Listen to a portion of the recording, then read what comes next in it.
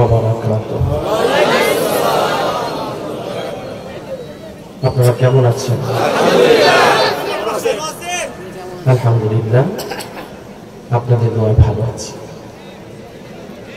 আলহামদুলিল্লাহ আলহামদুলিল্লাহ নাহমাদুহু ওয়া নাস্তাঈনুহু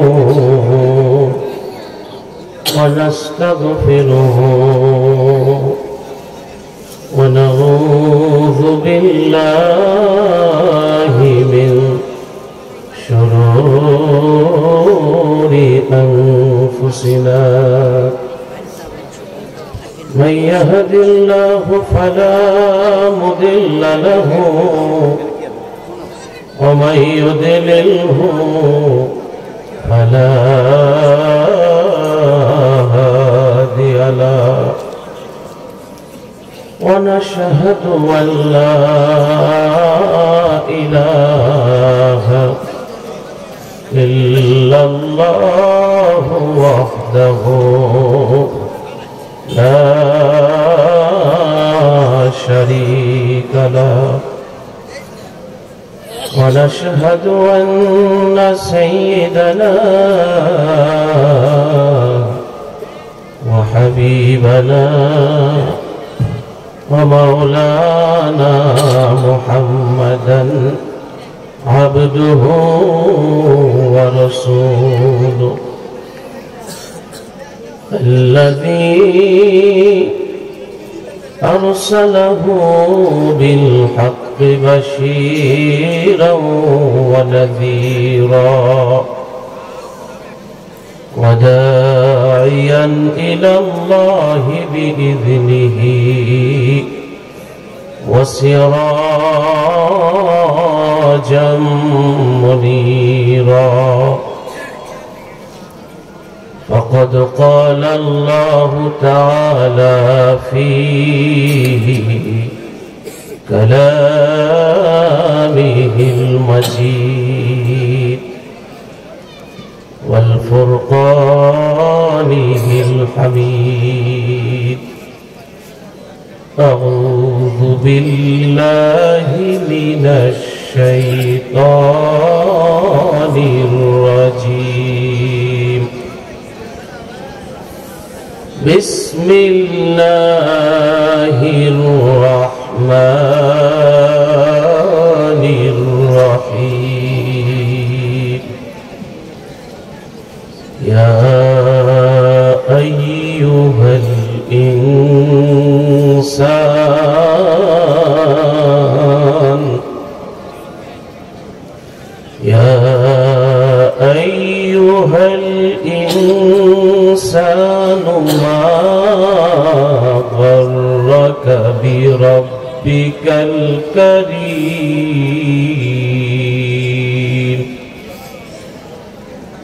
إن الله وملائكته يصلون على النبي يا أيها الذين آمنوا صلوا عليه وسلموا تسليما اللهم صل على محمد وعلى آل محمد كما صليت على إبراهيم وعلى آل إبراهيم إنك حميد مجيد اللهم بارك على محمد وعلى آل محمد كما باركت على إبراهيم وعلى آل إبراهيم إنك حميد مجيد لا إله إلا الله لا إله إلا الله لا إله إلا الله لا إله إلا الله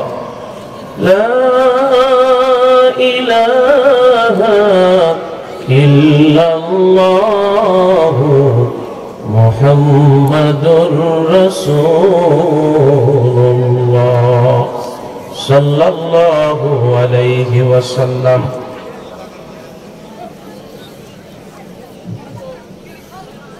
উল্লাপাড়া রেলিয়ার্ড ট্রাক শ্রমিকদের উদ্যোগে আয়োজিত দ্বিতীয় বার্ষিক তাফসীরুল কোরআন মাহফিল 2025-এর আজকের মুহতারাম সভাপতি বিশিষ্ট ব্যবসায়ী জনাব আলহাজ মোহাম্মদ আসাদুল হক সাহেব, উপস্থিত বিশিষ্ট ইসলামী চিন্তাবিদ হাফেজ মাওলানা মোহাম্মদ মোশাররফ হোসেন সালাউদ্দিন সাহেব, হাফেজ মাওলানা মোহাম্মদ রুহুল আমিন সাহেব সহ সম্মানিত ওলামায়ে কেরাম, অতিথিবৃন্দ, পর্দার আড়ালের মা ও বোনেরা, আমরা মহান আল্লাহর কাছে লাখো কোটি শুকরিয়া আদায় করছি যে আল্লাহ তাআলা জীবনের সকল ব্যস্ততাকে পিছনে ঠেলে একটি কোরআনের মাহফিলে আসার এবং বসার মতো সৌভাগ্য যে আল্লাহ তাআলা দান করেছেন।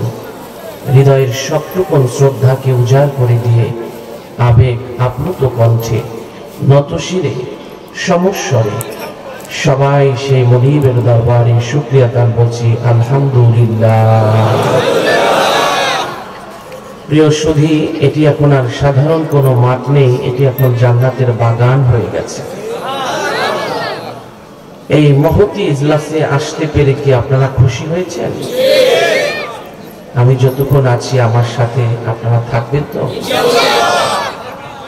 আমি মুসাফির, আপনাদেরকে নিয়ে জীবনের সমস্ত গুনার জন্য অনুতপ্ত হয়ে আখিরি মোনাজাতে আল্লাহর কাছে দুটো হাত তুলে দুপোটা চোখের পানি ছেড়ে দেওয়ার চেষ্টা করব। তো আমার বিশ্বাস আপনারা আখিরি মোনাজাত করে যাবেন, তাই তো? ইনশাআল্লাহ।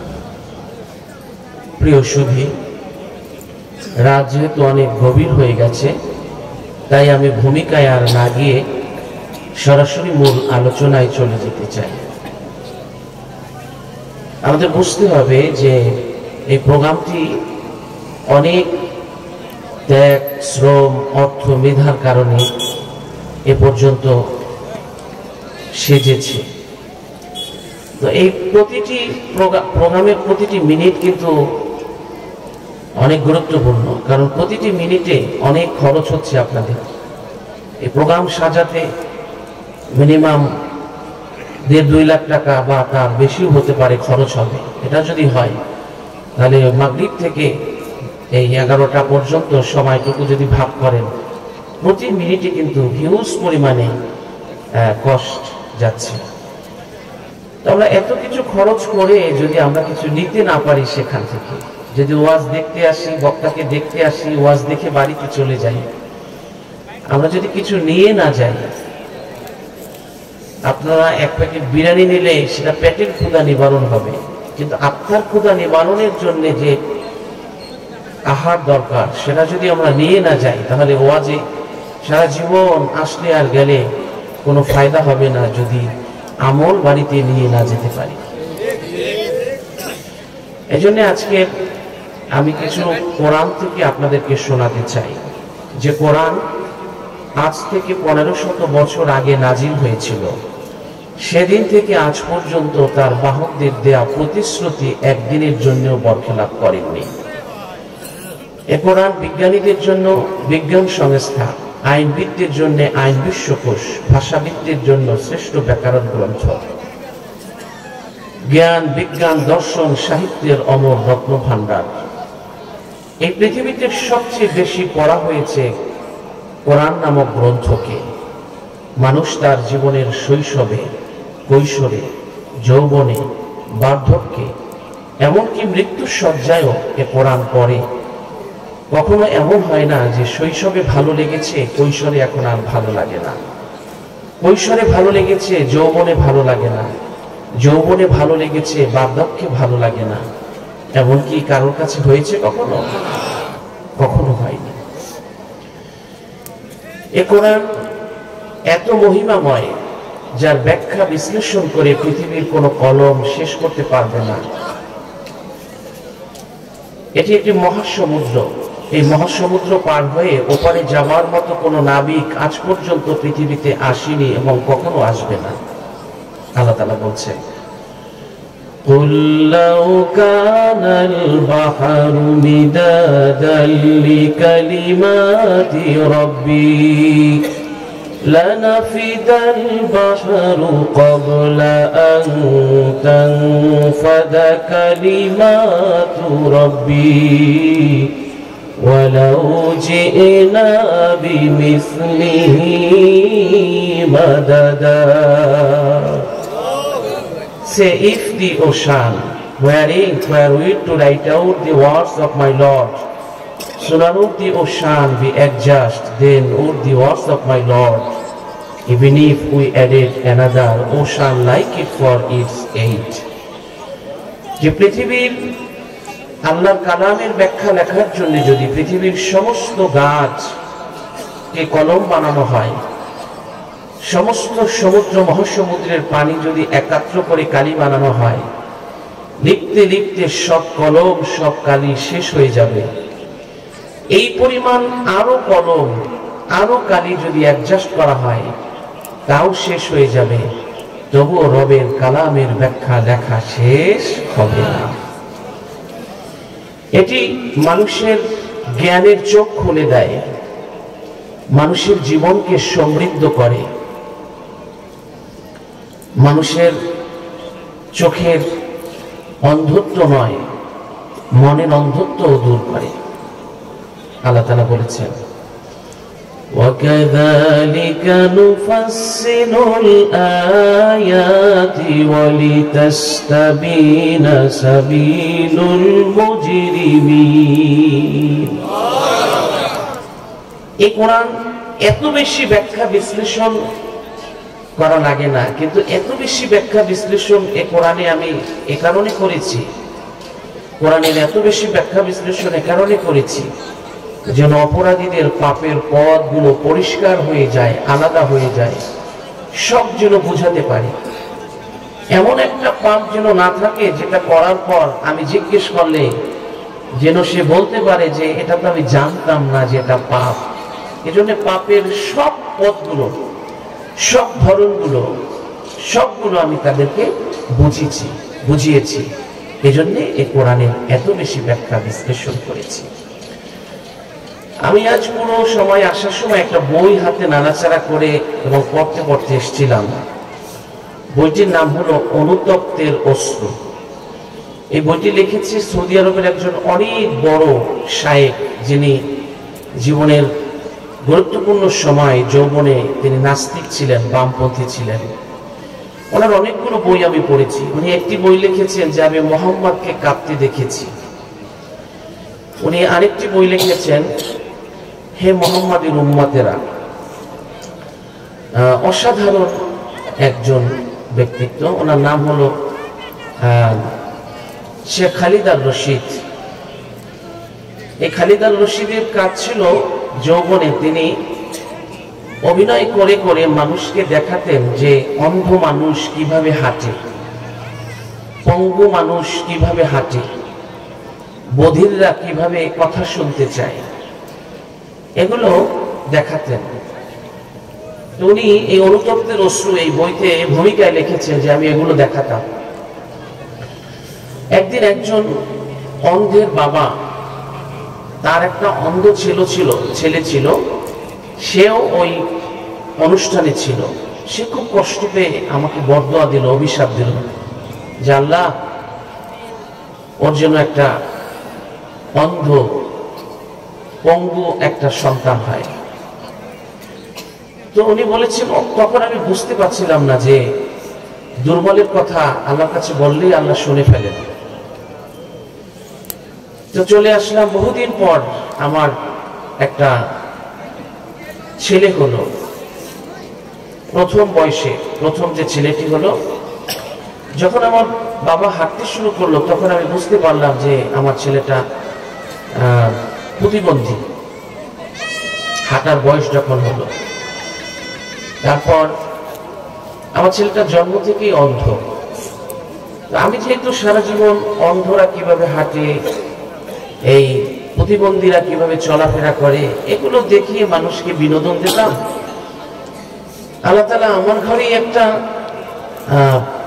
প্রতিবন্ধী পঙ্গু অন্ধ সন্তান দিয়েছে। এজন্য আমি আমার স্ত্রীকে বলেছিলাম যে ওকে আমার চোখের আড়ালে রাখবে, সব সময় আমার কাছে কখনো আনবে না। আমি আমার ছেলেকে দেখতে চাইতাম না, এজন্য সেও আমার ছেলেকে আমাকে দেখাতো না। এভাবে বহুদিন চলে গেল, চলতে চলতে চলতে চলতে চলতে চলতে বহু বছর চলে গেল। বহু বছর পর একদিন আমি বাহির থেকে এসে যখন দরজা খুললাম, আমার অন্ধ ছেলেকে আমি বসে বসে কাঁদতে দেখলাম। সন্তান তো, বললাম কাঁদছো কেন, কি হয়েছে তোমার? বললো আমার ছোট দুই ভাইয়ের জ্বর কালকে থেকে। প্রতি শুক্রবার ওরা আমাকে হাত ধরে ধরে মসজিদে নিয়ে যেত। আজকের আমি কার সাথে মসজিদে যাব, এজন্য আমি কাঁদছি। তো বাবার মনে একটা ধাক্কা লাগলো। খালেদা রশিদ বললো আমি তো কোনোদিন মসজিদে যাই না, আর মসজিদে তো মানুষকে যেতেও নিষেধ করি, তো তুমি মসজিদে যাবে এমন ভাবে কাঁদছো, আর আমার অন্য ছেলেদেরও অসুখ। ঠিক আছে, আমি তোমাকে আজকে নিয়ে যাব, তুমি কেঁদো না, থামো, আমি তোমাকে মসজিদে পৌঁছে দেব। তো মসজিদে পৌঁছে দিলেন। ছেলে জুমার নামাজ পড়লো। জুমার নামাজ পড়ার পর বাবাকে ইশারা দিলেন, বাবা আসলেন, বললো বাবা তুমি সূচি দেখে আমাকে সূরা আর রহমান বের করে দাও। সূরা আর রহমান বের করে দিলেন। এবার হাত ধরে বললেন বাবা তুমি তো কখনো মসজিদে আসো না, আর তুমি তো এগুলো পছন্দও করো না, আমি আজকে চাই তোমাকে একটু কোরআন পড়ে শোনাবো। পাশে বসালেন, বসিয়ে পড়লেন আর-রহমান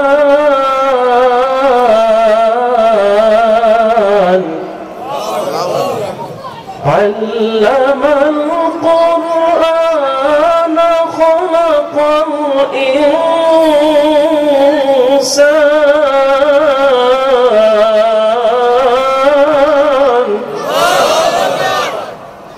আল্লামাহুল বায়ান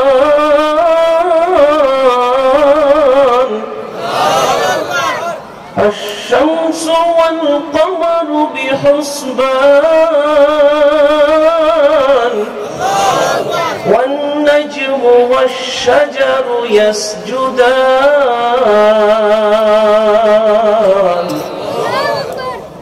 পুরো আর-রহমান সূরা তেলাওয়াত শেষ হয়ে গেছে, কিন্তু শেখ খালেদা রশিদ কোথায় যেন হারিয়ে গেছে,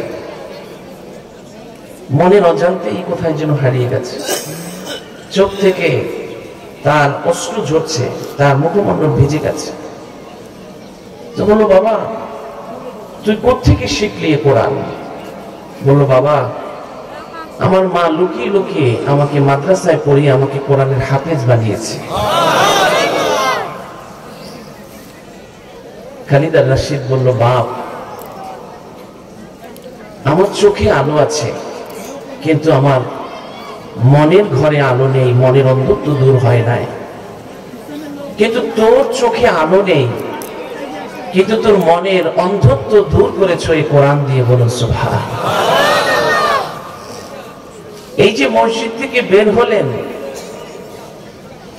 একটু তেলাওয়াত শুনলেন, এই তেলাওয়াত তার জীবনের মোড় ঘুরিয়ে দিলেন।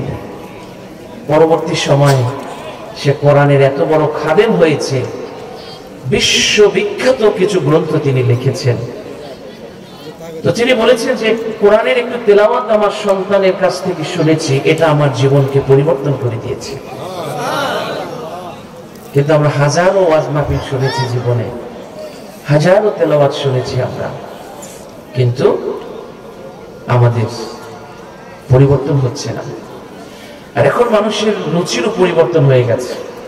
কোথাও ওয়াজ করতে গেলে বলে হুজুর একটু ভালো ওয়াজ করেন, মানুষ যেন কান্নাকাটি করে, মানুষ যেন দীর্ঘ সময় থাকে। মানে আপনারা আমার এরকম না, অনেক জায়গায় দেখি যে আয়োজকরা চিন্তা করে কার নামে বেশি লোক আসবে, বেশি ফায়দা হবে। শ্রোতারা চিন্তা করে কোন বক্তার ওয়াজ শুনলে বেশি বিনোদন পাবো, দীর্ঘ সময় হাসতে পারবো। এই জন্য আমাদের রুচি নষ্ট হয়ে গেছে। আমরা ভালো কোরআনের কথা শুনতে চাই না। এই যে কোরআন থেকে যদি আধা ঘন্টা 1 ঘন্টা বলি, তারপর দেখবেন 2-1 করে উঠতে থাকবে। কেন যেন আমরা অস্থির হয়ে গেছি, কোরআনও কেন যেন আমাদেরকে টেনে রাখতে পারে না।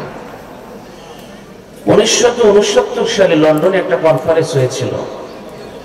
এই কনফারেন্সে সমস্ত ধর্মবিদদেরকে, ধর্মীয় নেতাদেরকে আমন্ত্রণ জানানো হয়েছিল এবং 5 মিনিট করে সময় দেওয়া হয়েছিল যে আপনারা আপনাদের যার যার ধর্ম সম্পর্কে এই ইন্টারন্যাশনাল কনফারেন্সে 5 মিনিট করে প্রশংসা করবেন, আলোচনা করবেন। এই 5 মিনিটে যে যার ধর্মকে সবচেয়ে বেশি প্রমোট করতে পারবে, তথ্য তাত্ত্বিক উপস্থাপনার মাধ্যমে বিশ্বজনীন করে তুলতে পারবে, সে বেশি ফায়দা পাবে, তার ধর্ম বেশি ফলো আপ হবে। তো সবাইকে সময় দিলেন, সবাই যার যার ধর্ম সম্পর্কে এই কনফারেন্সে আলোচনা করলেন, প্রশংসা করলেন। মুসলমানদের পক্ষ থেকে সেখানে নির্বাচন করা হয়েছিল কারি আব্দুল বাসিতকে। এখন মুসলিম ধর্মীয় নেতারা চিন্তা করলেন, এই 5 মিনিটে আমরা ইসলামের কি প্রশংসা করব, কোরআনের কি প্রশংসা করব, 5 মিনিটে আর কত তথ্য দেওয়া যায়। তো বলল, কারি সাহেব আপনি একটা কাজ করবেন, শুধু এই 5 মিনিট কোরআন শরীফ পড়ে তাদের শোনাবেন, যা হওয়ার ফয়সালা আসমান থেকে হবে। তো সমস্ত ধর্মবিদেরা তারা তাদের ধর্ম সম্পর্কে আলোচনা করলেন এবং বলা হয়েছিল যে যখন 4 মিনিট হবে তখন লাল বাতি জ্বলবে, 5 মিনিট যখন হবে তখন অটোমেটিক মাইক বন্ধ হয়ে যাবে। এভাবে করে ইলেকট্রনিক ডিভাইসগুলোকে সেট আপ দেওয়া হয়েছিল যে চাইলেও তুমি 5 মিনিটের পরে আর বলতে পারবে না, অটোমেটিক সব সিস্টেম বন্ধ হয়ে যাবে। কারি আব্দুল বাসিতকে যখন মঞ্চে ডাকা হলো, তার যখন ডাক পড়লো, সবাই যার যার ধর্ম সম্পর্কে বললেন। কারি বাসিত তার ধর্ম সম্পর্কে বলার জন্য সর্বশেষে ডাক পেলেন।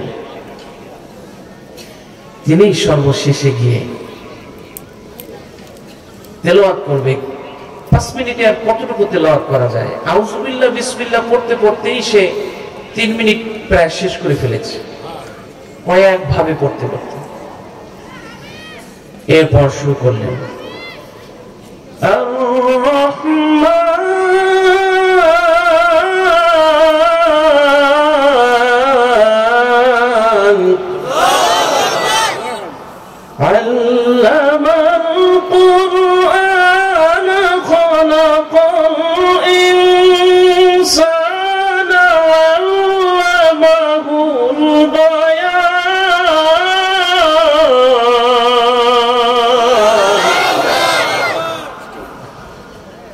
الشمس والقمر بحسبان।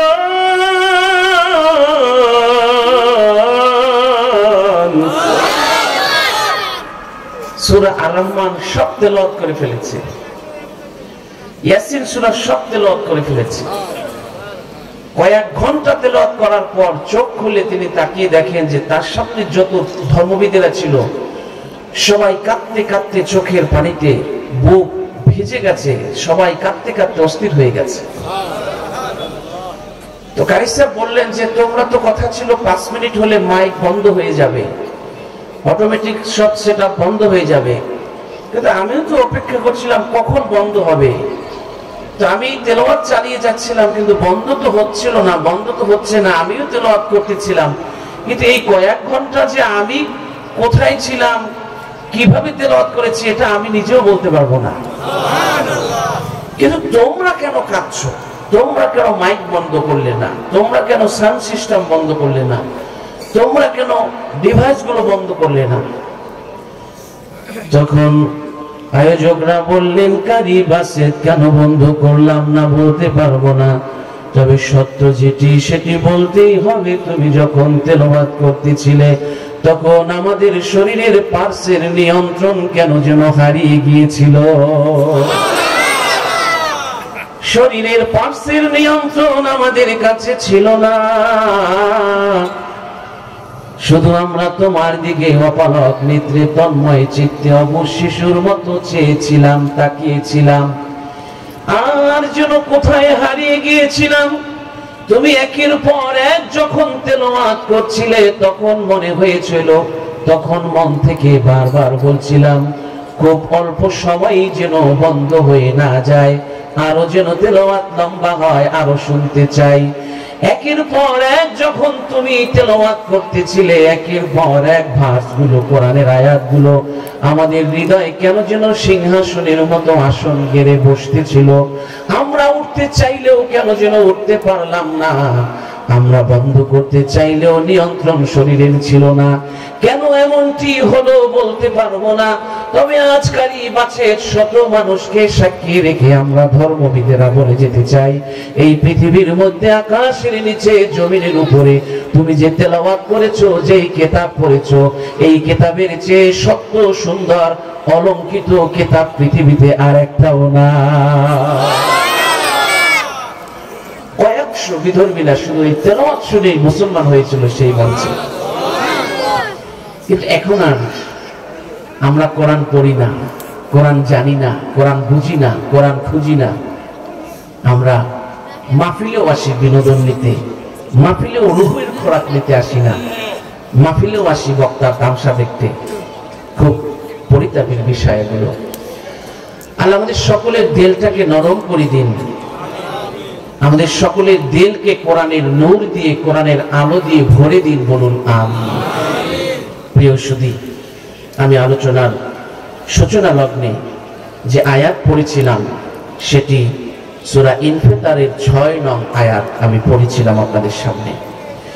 এই ছোট্ট একটি আয়াত নিয়ে কিছু কথা বলবো, তবে আমি কোরআন হাদিস সম্পর্কে তেমন কিছু জানি না, আর কোন কথাগুলো বললে আপনারা কিছু বাড়ি নিয়ে যেতে পারবেন তাও আমি জানি না। আমি বড় গুনাহগার, তাই সবকিছু আকাশের মালিকের হাতে ছেড়ে দিলাম। তিনি যেন এমন কিছু কথা আমার মুখ থেকে বের করে দেয় যে কথাগুলো আমার এবং যারা কোরআন শুনতে এসেছে সবার নাজাতের উসিলা হয়ে যায়। আমরা বলি আমিন। আমার তেলাওয়াতকৃত আয়াতে আল্লাহ তাআলা বলেছেন, ইয়া আইয়ুহাল ইনসানু মা দাররাকা বিরাব্বিকাল কারীম।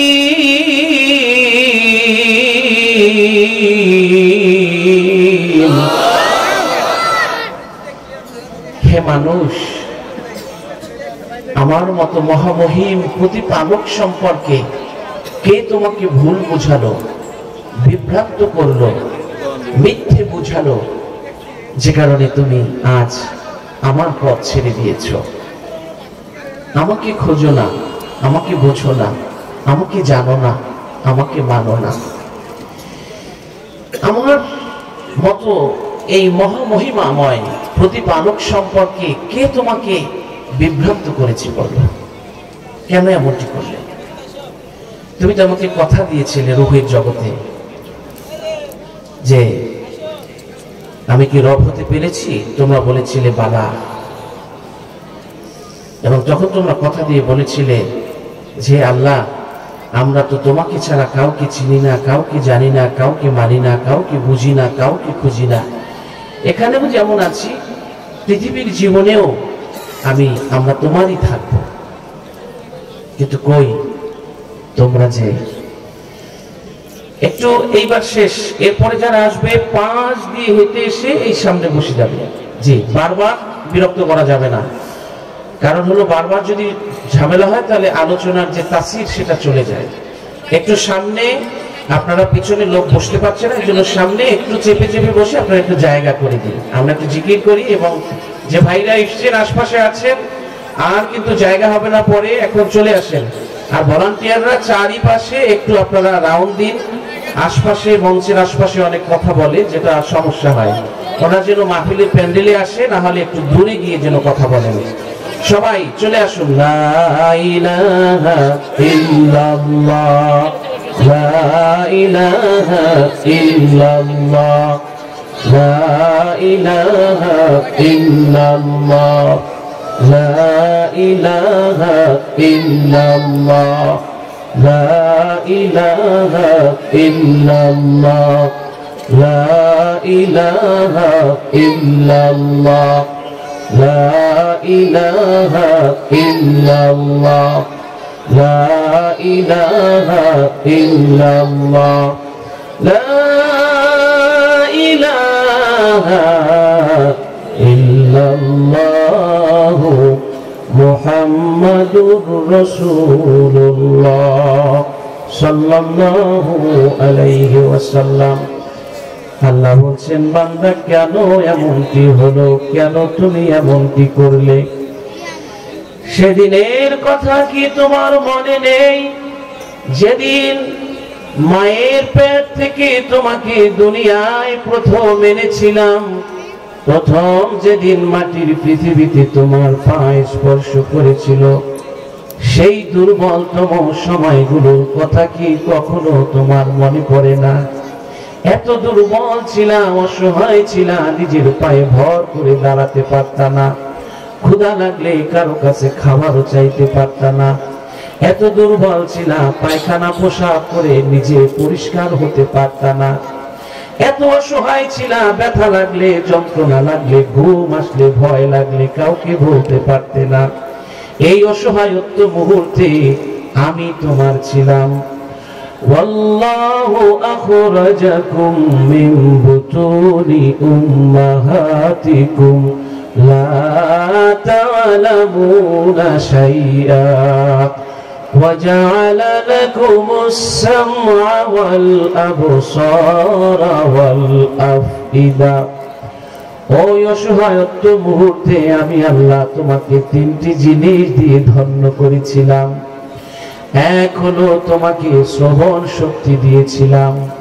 তোমাকে যদি আমি বধির করে বানাতাম, পৃথিবীর কারো একটা শব্দ তুমি শুনতে পারতা না, মায়ের ডাক শুনতে পারতা না, কখনো কোনো আওয়াজ তুমি শুনতে পারতা না।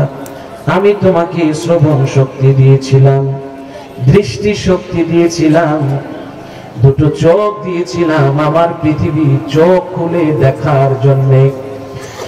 আর তোমাকে চিন্তা করার মতো একটা মস্তিষ্ক দিয়েছিলাম। তোমাকে পাগল বানাই নাই, অন্ধ বানাই নাই, বিকলাঙ্গ বানাই নাই, প্রতিবন্ধী বানাই নাই। তোমাকে আমি আল্লাহ আমার মনের মাধুরী দিয়ে, আমার শিল্পীর তুলি দিয়ে, যেভাবে যেখানে যা দিলে ভালো লাগবে, ভালো দেখাবে, সেখানে সেটা দিয়ে আমি তোমাকে আমার শিল্পীর তুলি দিয়ে তোমাকে সাজিয়েছি। আল্লাযী খালাকাকা ফাসাওয়াকা ফাআদালাকা ফি আইয়ি সূরাতিন মা শাআ রাক্কাবাক। তোমাকে শুধু আমি সৃষ্টি করিনি, সুসামঞ্জস্য করেছি, সুগঠিত করেছি, সুবিন্যস্ত করেছি। যেখানে যেটা দিলে তোমার ভালো দেখাবে, আমি সেখানে সেটা দিয়ে সুন্দর করে পৃথিবীতে তোমাকে পাঠিয়েছি। আমার ভাইয়েরা, আল্লাহ যদি চোখ দুটো আমাদের হাতের তালুতে দিত, তাহলে অন্ধকারের মধ্যে কোথাও যেতে চাইলে হাত দুখানা আগে ধরে রাখতে হতো। কান দুটো যদি এখানে না দিয়ে ভূগোলের নিচে দিতেন, ওয়াজ শুনতে সে বারবার বগল জাগাতে হতো, কত দেখতে খারাপ লাগতো। হাত বানিয়েছেন ভালো কথা, আঙ্গুলগুলো যদি এভাবে ভাঙার ব্যবস্থা না করতেন, নিজের লোকমা নিজে তুলে মুখে দিতে পারতাম না। হাত তৈরি করেছেন, হাত দুখানা এখানে যদি না ভাঙতেন, নিজের খাবার নিচে মুখে দিতে পারতাম না। আমি খাওয়াতাম আর একজনকে, আর একজন খাওয়াতো আমাকে।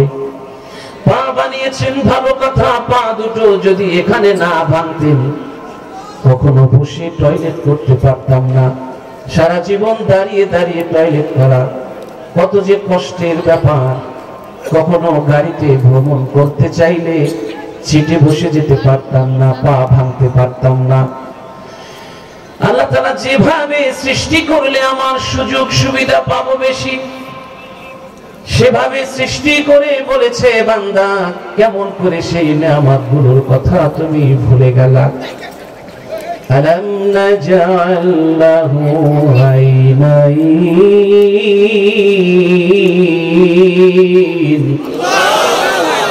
ওয়া লিসানান ওয়া শাফাতাইন।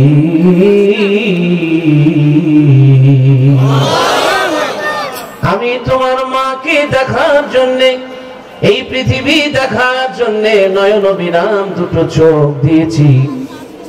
কোন অন্ধকে যদি জিজ্ঞেস করেন, অন্ধ বলতো তুই দুটো চোখের দাম কত? আমার ভাইরা, আমি বরিশাল একবার মাহফিলে যাওয়ার সময় ফেরিতে একটা অন্ধ ভিক্ষা করত।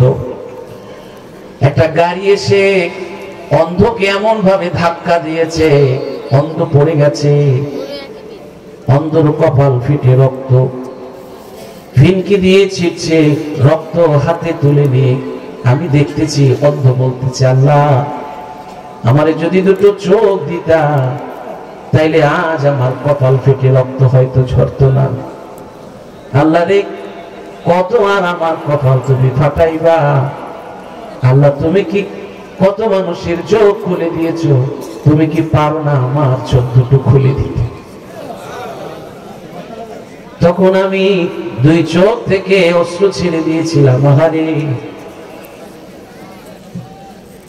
অন্ধকে আমি গিয়ে বললাম, অন্ধ তুমি তো জীবনে বহু কিছু সাফার করেছো, বলো তো দুটো চোখের গুরুত্ব কত বেশি?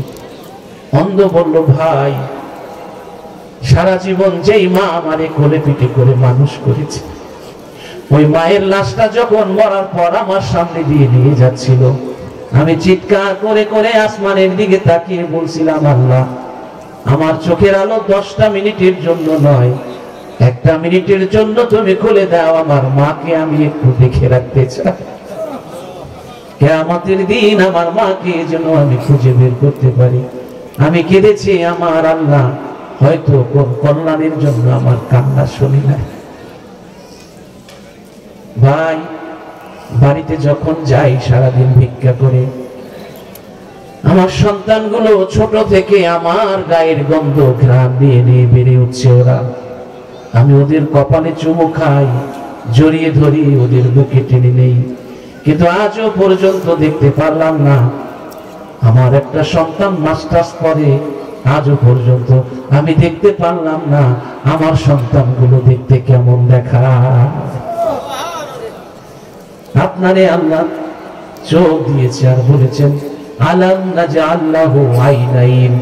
আমি চোখ দিয়েছি, চোখ দিয়ে সব কিছু তুমি দেখলা, কিন্তু আমার সত্যটা তুমি দেখেও দেখলা না, এড়িয়ে চললা।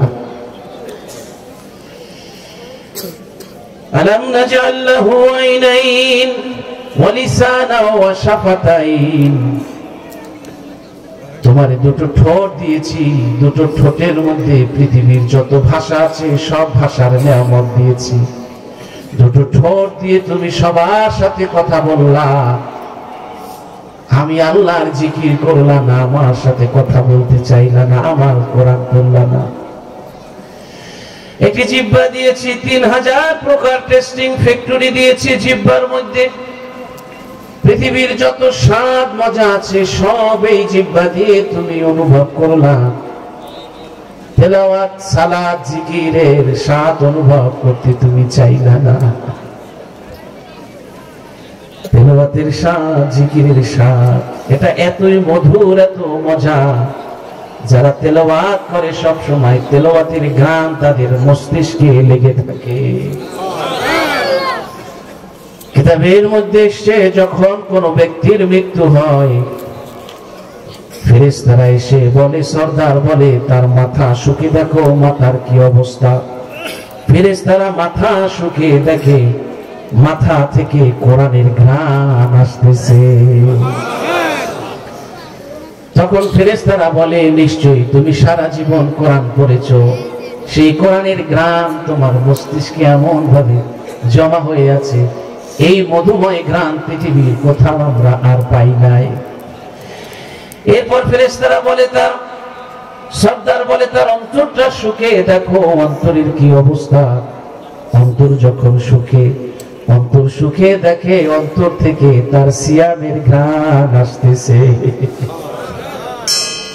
খাবার ছিল না, খাবার থাকে নাই, খাবার থাকতো না, তবুও রোজা কখনো ছাড়তো না, রোজার ঘ্রাণ আসতেছে।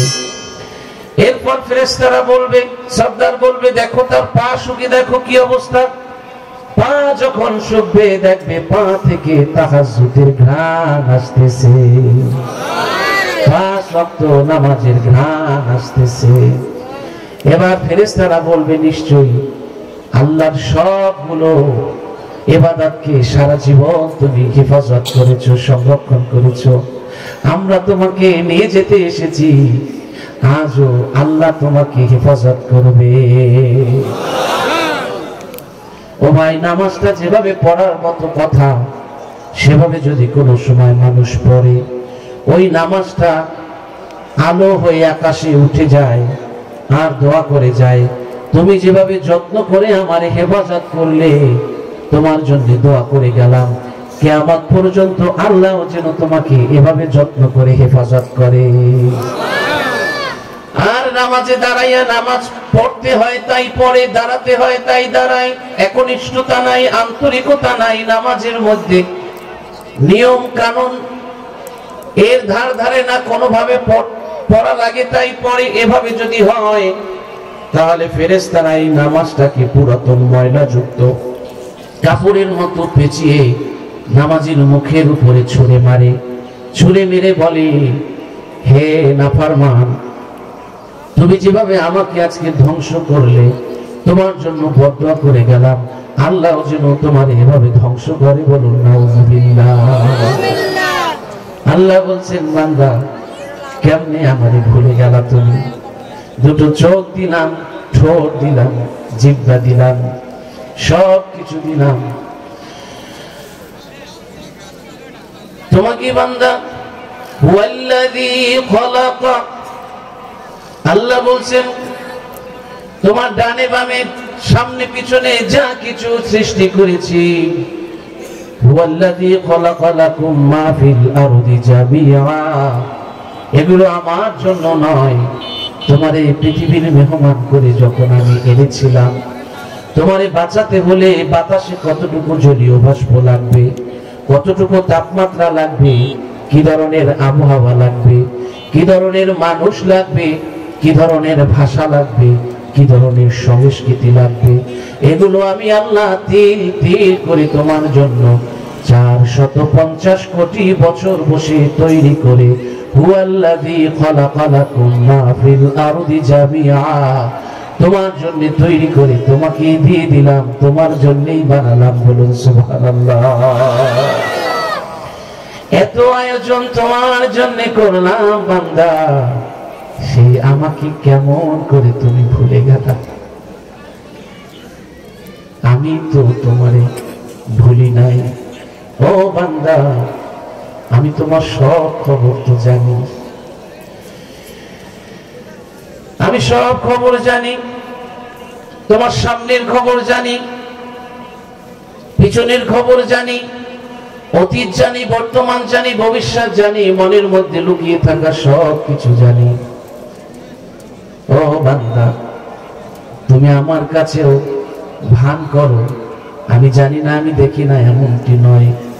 হুয়াল্লাযী খালাক, আমি সব দেখি। মা ইয়ালফিযু মিন কাওলিন ইল্লা লাদাইহি রাকীবুন আতীদ, একটা শব্দ যখন তোমার মুখ থেকে বের হয়, ওই শব্দটা রেকর্ড করার জন্য আমার ফেরেশতা আমি রেখে দিয়েছি। ওয়া ইন্না আলাইকুম লাহাফিযিন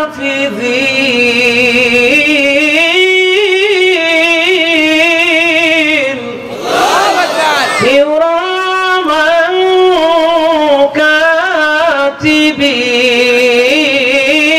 কাতিবিন ইয়ালামুনা মা তাফআলুন। ও বান্দা, তুমি ভাবছো আমি দেখি না, তুমি নিরুদ্দেশ্যের উদ্দেশ্যে ছুটে চলছো, যেভাবে মন চাই সেভাবে আমার সাথে তুমি বান্দা কথা রাখুনি, তোমার মন চাই জীবন চলছ। ভাবছো এগুলো রেকর্ড হচ্ছে না, ভুল ধারণা। তোমার রাতের দিনের গোপন প্রকাশ্য মনের মধ্যে লুকিয়ে থাকা চিন্তা চেতনার রিপোর্ট করার জন্য দুই কান্ধে দুইজন করে লেখক রেখে দিয়েছি, তারা তোমার সারা জীবনের সব কিছু লিখে রাখতেছেন। ইয়ালামু মা তুসিররুনা ওয়া মা তুলিনুন, তুমি অন্ধকারে যা করো তা ওই ফেরেশতারা জানে, আলোতে যা করো তা ওই ফেরেশতারা জানে, গোপনে যা করো প্রকাশ্যে যা করো, আধারে যা করো আলোতে যা করো, রাতে যা করো দিনে যা করো, সব কিছু আমার ফেরেশতারা রেকর্ড করে রাখতেছে। ইয়ালামু মা ফিল বাররি ওয়াল বাহরি ওয়া মা তাসকুতু মিন ওয়ারাকাতিন ইল্লা ইয়ালামুহা ওয়া লা হাববাতিন ফি যুলুমাতিল আরদ। তোমার জন্য আকাশে কি আছে, জমিনে কি আছে, পৃথিবীতে কি আছে, সব আমি জানি। তোমার বাগানের গাছের একটি পাতার অঙ্কুর হয়েছে, সেই খবরও আমি জানি। বলুন সুবহানাল্লাহ। তোমার গাছের পাতার অঙ্কুর হয়েছে, পাতা গজিয়েছে, সেই খবরও আমি জানি। তোমার এমন কিছু নাই। ইয়ালামু মা বাইনা আইদিহিম ওয়া মা খালফাহুম, তোমার অতীতে কি ছিল, বর্তমানে কি আছো, ভবিষ্যতে কি হবে, এটা পৃথিবীর কেউ জানে না, এই খবরও আমি জানি। বলুন সুবহানাল্লাহ। সব কিছু আমি জানি। বান্দা, কেন তুমি আমারে ভুলে আছো? কেন তুমি আমার সাথে সম্পর্ক করছো না? কেন আমার দরজা থেকে পালিয়ে বেড়াচ্ছ? আমার ভাইরা, এই পৃথিবীতে সবচাইতে সহজ কাজ হলো আল্লাহকে খুশি করা, আর সবচাইতে কঠিন কাজ হলো মানুষকে খুশি করা। আল্লাহরে খুশি করার কাজে আমরা নাই, সারা জীবন মানুষকে খুশি করার কাজেই আমরা নত আছি। ছেলে, সেও 5 দিন কথা শুনলে 2 দিন শোনে না, স্ত্রী 3 দিন শুনলে 5 দিন শোনে না, ভাই বন্ধু 2 দিন শোনে 3 দিন শোনে না, এমনকি মা ও ভাইদের কথা মতো পর হয়ে যায়। অনেক সময় সন্তানকে দূরে ঠেলে দেয়। পৃথিবীর মানুষ কখনো 16 আনা আপন হয় না, কিন্তু যাকে আপন করলে কখনো পর হয় না, তিনি কে? হাত দিয়ে দেখান, তিনি কে? যাকে আপন করলে কখনো পর হয় না, তিনি হলেন আল্লাহ। এজন্য আজকের থেকে এই নিয়তটা করেন, সারা জীবন তো তোদের জন্য সব করলাম, তোদের তো খুশি করতে পারলাম না, এবার যার কাছে আমি চলে যাব তারই খুশি করে দেখি সে আমার দিকে তাকায় কিনা। আল্লাহ বলছেন, তুই আমারে ভুলে গেছো, আমি তোরে ভুলে যাইনি। আল্লাহু ওয়ালিয়ুল্লাযীনা আমানু ইউখরিজুহুম মিনাজ-যুলুমাতি ইলান-নূর ওয়াল্লাযীনা কাফারু আউলিয়াউহুমুত-তাগুত ইউখরিজুনাহুম মিনাজ-যুলুমাতি ইলান-নূর উলাইকা আসহাবুন নার হুম ফিহা খালিদুন।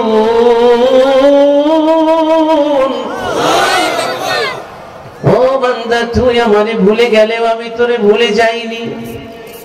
যদি ঈমান আনো, আমলে সলে করো, তাহলে আমি আল্লাহ তোকে অন্ধকার থেকে আলোতে নিয়ে আসি। আর যারা কুফরি করো, যারা ঈমান আনো, আমলে সলে করো, আমি তাদের অভিভাবক, অভিভাবকের মতো অন্ধকারে যখনই ঝাঁপ দাও হাত ধরে আলোর মধ্যে টেনে আনি। আর যারা কুফরি করে, তাগুত হলো তাদের অভিভাবক, এই তাগুত শয়তান হলো তার অভিভাবক। শয়তান তাকে আলো থেকে অন্ধকারের দিকে নিয়ে যায়, আর তার আবাসস্থল হলো জাহান্নাম। চিরকাল সে সেখানে থাকবে, বলুন নাউজুবিল্লাহ। এজন্য আল্লাহ রাব্বুল আলামিন বলছে, বান্দা আমারে ভুলে গেছো, আমারে ভুলে কত দূর যাবি, কোথায় যাবি? আমার দৃষ্টির সীমানার বাইরে কখনো যেতে পারবি না বান্দা। কেমনে ভুলে গেলি আমার সেই নিয়ামতগুলোর কথা?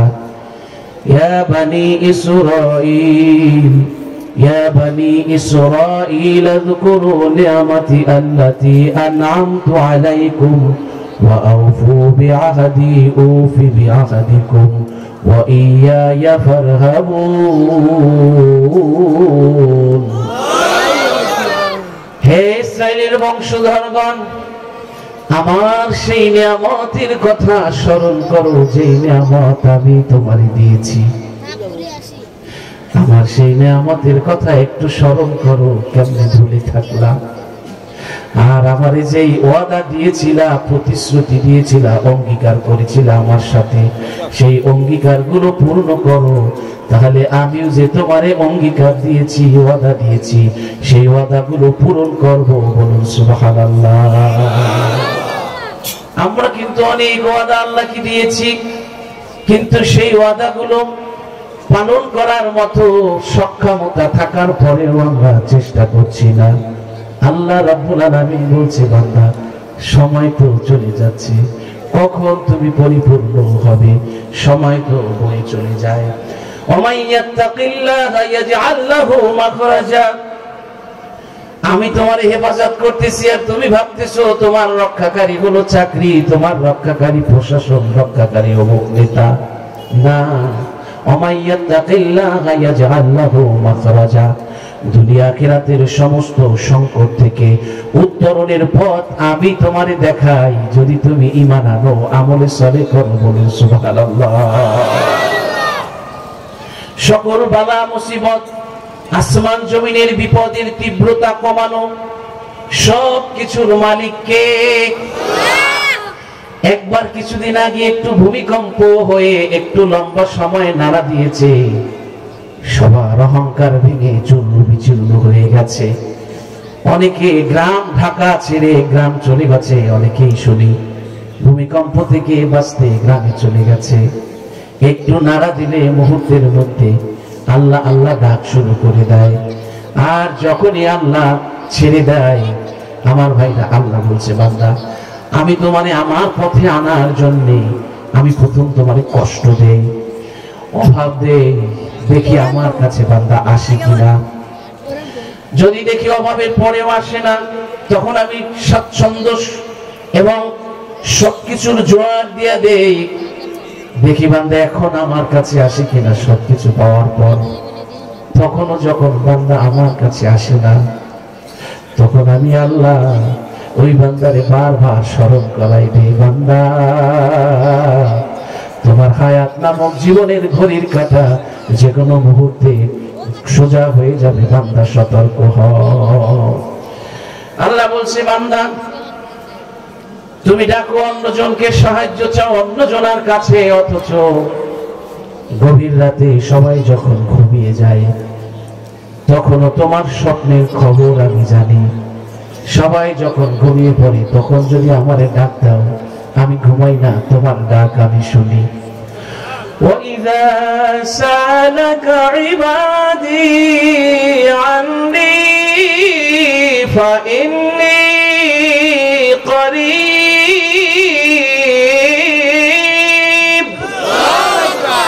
أُجِيبُ دَعْوَةَ الدَّاعِ إِذَا دَعَانِ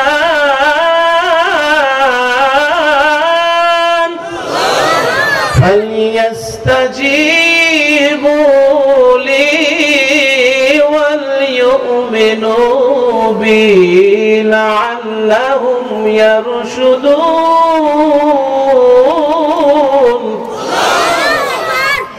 নবী হে, আমার বান্দাদের মধ্যে কেউ যদি, আমার বান্দারা যদি আমার সম্পর্কে আপনাকে জিজ্ঞাসা করে, প্রশ্ন করে, জানতে চায়, তাহলে আপনি বলে দিবেন আমি আমার বান্দার খুব কাছেই থাকি। আমার বান্দা যখন আমারে ডাক দেয়, আমি আমার বান্দার ডাক শুনি। আপনি বলে দিয়েন আমি যখন আমার বান্দার ডাক শুনি, ওরাও ওদের ডাকে সাড়া দেই, ওরাও যেন আমার ডাকে সাড়া দেয় আর আমার প্রতি ঈমান আনে, তাহলে হয়তো সত্য সরল পথ খুঁজে পাবে। বলুন সুবহানাল্লাহ। আল্লাহ বলছেন আমি তার ডাকে শুনি, ডাকে সাড়া দেই। আপনি বলে দিয়েন আমার বান্দাও যেন আমার ডাকে সাড়া দেয়। তা সত্য মসজিদে আজান দিয়া বান্দারে ডাকে, বান্দা ঘুমায়া থাকে। ফজরের সময় যখন মসজিদে আসে না, জোহরের সময় মুয়াজ্জিন আজান দিয়া বলে, ওহে যারা ফজর মিস করেছো, জোহর যেন মিস না হয়ে যায়, জোহরের সময় মসজিদে আসো, হাজিরা দাও। জোহরেও যখন আসে না, আসরের সময় ডাক দিয়া মুয়াজ্জিনের দিয়া বলায়, ও বান্দা ফজর গেল, জোহর গেল, আসর যেন না যায়, আসরের সময় মসজিদে এসে হাজিরা দাও। আসরেও যখন হাজিরা না দেয়, মাগরিবের সময় আবার মুয়াজ্জিন রে পাঠাইয়া বলে, আমার বান্দারে ডাক আর বলে দে ফজর জোহর আসর মিস করেছে, মাগরিব যেন মিস না করে। মাগরিবও যারা মিস করে ফেলে, এশার সময় আল্লাহ মুয়াজ্জিনকে দিয়া ডাকায় আর বলে, বান্দা ফজর জোহর আসর মাগরিব মিস করেছো, এশার সময় এখনো তোর জন্য গভীর রাতেও দরজা খুলে বসে আছি, বান্দা আয় আয় আয় আমার দরজায় আয়। আমরা যাই না, গাড়ি নিয়ে, ট্রাক নিয়ে এখান থেকে বের হই, চলে যাই চট্টগ্রাম। ফজর ছুটে যায়, জোহর ছুটে যায়, আসর ছুটে যায়, মাগরিব ছুটে যায়, এশা ছুটে যায়। পড়ার সুযোগ থাকার পরেও নামাজটা পড়ি না। এই যে আজকে আমি এসে একটা জানাজায় শরীক হয়েছি, সড়ক দুর্ঘটনায় লোকটি মারা গেছে, মহিলা। উনি কিন্তু সকালেও জানতে না যে আজকে তার মৃত্যু হবে। 1 মিনিটের ভরসা নাই। এই যে গাড়িটা চালান, হাওয়ার উপরে থাকেন, 1 সেকেন্ডের মধ্যে আল্লাহ বাঁচাই দেয়।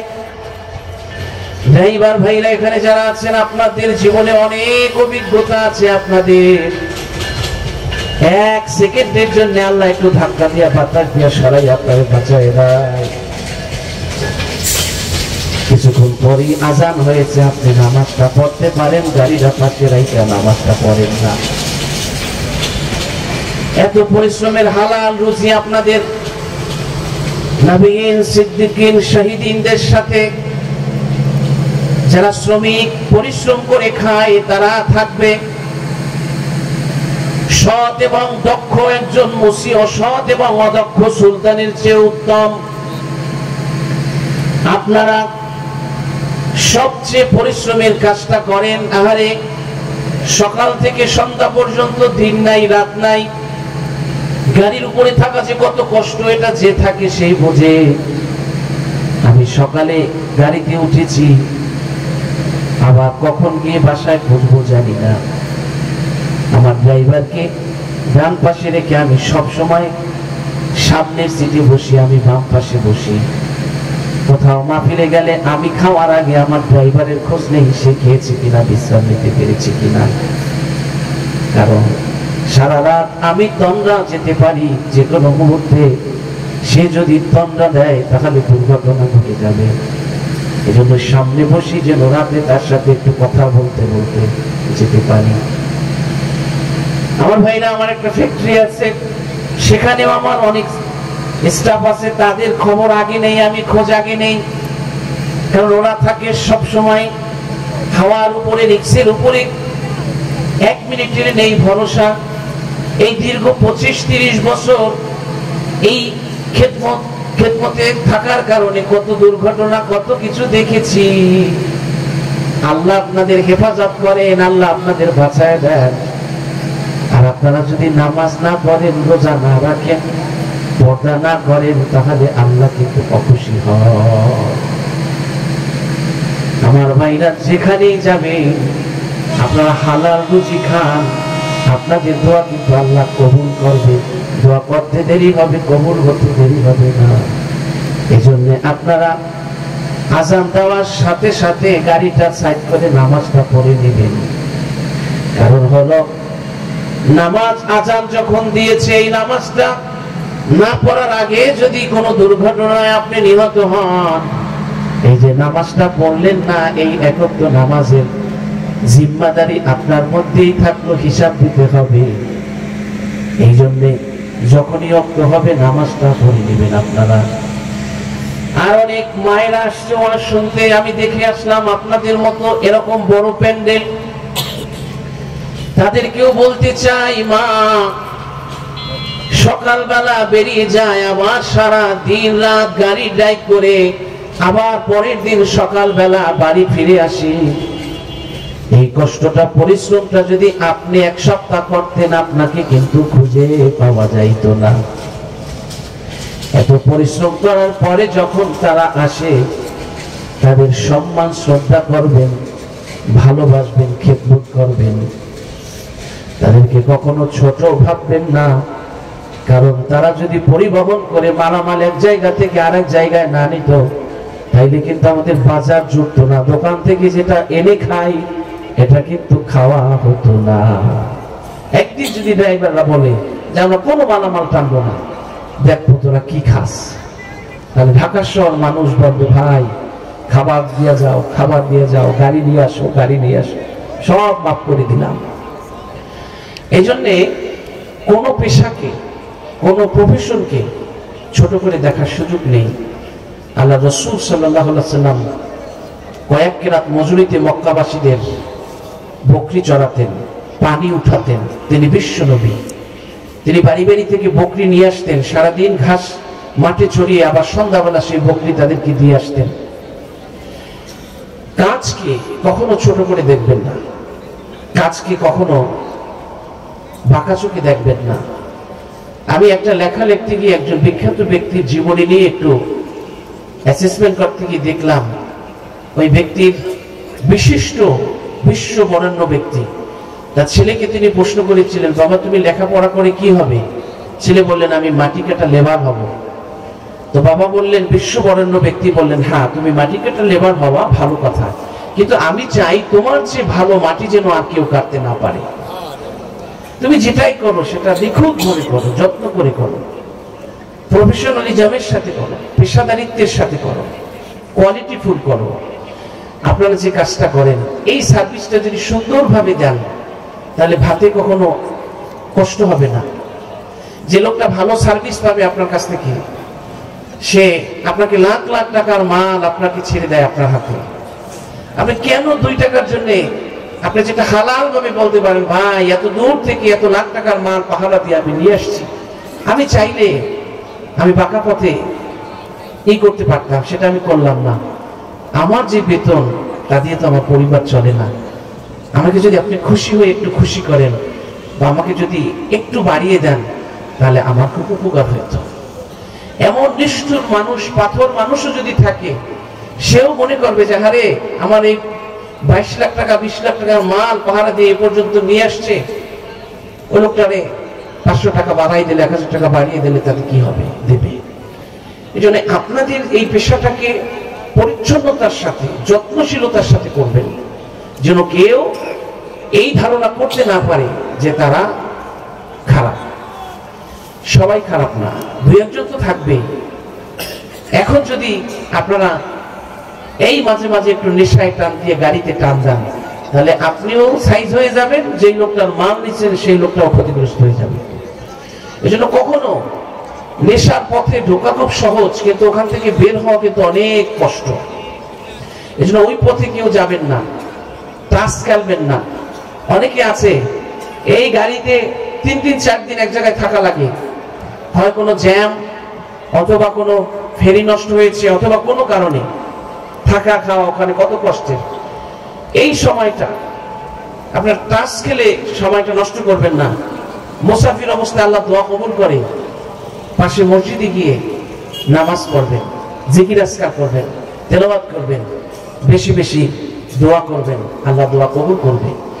আল্লাহ তো কত ভালো সুযোগ দিয়ে রেখেছে। অনেকে আছে যে সময় মতো নামাজ পড়তে পারে না, এরকমের কাজ করে, আর আপনি স্টাডিং আপনার হাতে থাকে যে ভাই আমার আসতে একটু দেরি হইতে পারে, কারণ আমি 5 ওয়াক্ত নামাজ রাস্তায় পড়বো, একটু গাড়িটা রেখে রেখে বলে নেবেন যে আমি 5 ওয়াক্ত নামাজ পড়বো, আমার আসতে হয়তো এই নামাজের সময়টা একটু দেরি হতে পারে। আপনার উপর আল্লাহ বারাকা দান করবে। এত পরিশ্রমের পয়সা যদি আপনি গাঁজা খেয়ে শেষ করেন, টাচ খেলে, জুয়া খেলে শেষ করেন, তাহলে তো আল্লাহ অভিশাপ দেবে। এটা আপনারা করেন না, আমি জানি, কোনোদিন করবেন না। আপনারা আমার সাথে কথা দিতে পারেন? কেউ কথা দিতে পারেন? আমি তো জানি না কে গাড়ি ড্রাইভ করেন। একটু হাত তুলে আমরা সবাই কথা দিই, আল্লাহ কখনো নামাজ ছেড়ে দেব না, আল্লাহ কখনো মদ, জুয়া, নেশা, টাচের দিকে হাত বাড়াবো না, আল্লাহ মিথ্যা বলবো না, হারাম ইনকাম করবো না, আমাদের তৌফিক বাড়ায় দাও, আমিন। এই যে শপথটা করলেন, এখন যদি আপনি মরেও যান, আল্লাহ তাআলা এই সওয়াবটা আপনাকে দিবেন, আমল করার একটা অংশ আপনাকে আল্লাহ দান করবেন। আপনারা আমার বিশ্বাস এই ওয়াদাটা রাখবেন, 5 ওয়াক্ত নামাজ পড়বেন, তাস খেলবেন না, জুয়া খেলবেন না, এরপরে কোনো নেশা জাতীয় জিনিস খাবেন না। আল্লাহ আপনাদের তৌফিক দান করুন, বলুন আমিন। আমার ভাইরা, আল্লাহ রাব্বুল আলামিন বলছেন, হে মানুষ, চতুর্দিকের বিপদ আপদ থেকে আমি তোরে হেফাজত করি। বিপদ যখন কেটে যায় তখন তুই আমারে কেন ভুলে যাও? ঝড় তুফান যখন আসে তখন আল্লাহরে ডাকি। নৌকা যখন কুলে আসে তখন বলি, নৌকার মাঝি যদি ভালো না হইতো, শক্ত না হইতো, তাহলে এই নৌকা নিয়ে পাশে আসা সম্ভব হতো না। ঝড় যখন আসে, তুফান যখন আসে, বৃষ্টি যখন আসে, আল্লাহরে ডাকি। ঝড় তুফান যখন শেষ হয়ে যায় তখন বলি, দাদাই যদি তাল গাছের খুঁটি দিয়া শক্ত করে ঘর না বানাইতো, তাহলে এই ঘর আজকের বন্যার হাত থেকে কেউ বাঁচাতে পারতো না। আল্লাহ কয়, বাঁচাইলাম আমি, আর প্রশংসা করো মাঝি তোর দাদার। এই জন্য সব সময় মনে রাখবো, বিপদ আপদ যখনই আসবে হতাশা না হয়ে যায়, নামাজে দাঁড়াবো। বিপদে থাকলে অনেক সময় বিপদ কিন্তু আল্লাহ রহমত স্বরূপ পাঠায়, সামনে আসবে ইনশাআল্লাহ। বিপদ অনেক সময় আল্লাহ রহমত হিসেবে পাঠায়। বিপদ আসলেও আল্লাহর পথ ছাড়া যাবে না। আল্লাহ বলছেন, হুয়া মাআকুম আইনামা কুনতুম ওয়াল্লাহু বিমা তা'মালুনা বাসীর। আয়াতগুলো আমার মনে হয় তীরের মতো আমার হৃদয়ে গাঁথতেছে। আল্লাহ বলছেন, হুয়া মাআকুম আইনামা কুনতুম ওয়াল্লাহু বিমা তা'মালুনা বাসীর। ও বান্দা, তুই কোথায় যাও কেউ দেখে না, আমি দেখি।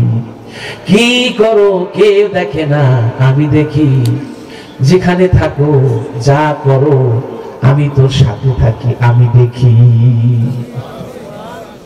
আরে সন্তানগুলো কষ্ট করে, ভালো খাবার দেই না, বই কিনে দেই না, ভালো যত্ন করি না, স্ত্রীর জন্য একটু এক্সট্রা হাদিয়া তো বানিয়ে যাই না, এই টাকা দিয়ে জুয়া খেলি, তাস খেলি, গাঁজা খাই। এইটা যদি হয়, ওই সন্তানের কাছে কিয়ামতের দিন কিভাবে আপনি দাঁড়াবেন? ওই স্ত্রীর সামনে কিয়ামতের দিন কিভাবে আপনি দাঁড়াবেন?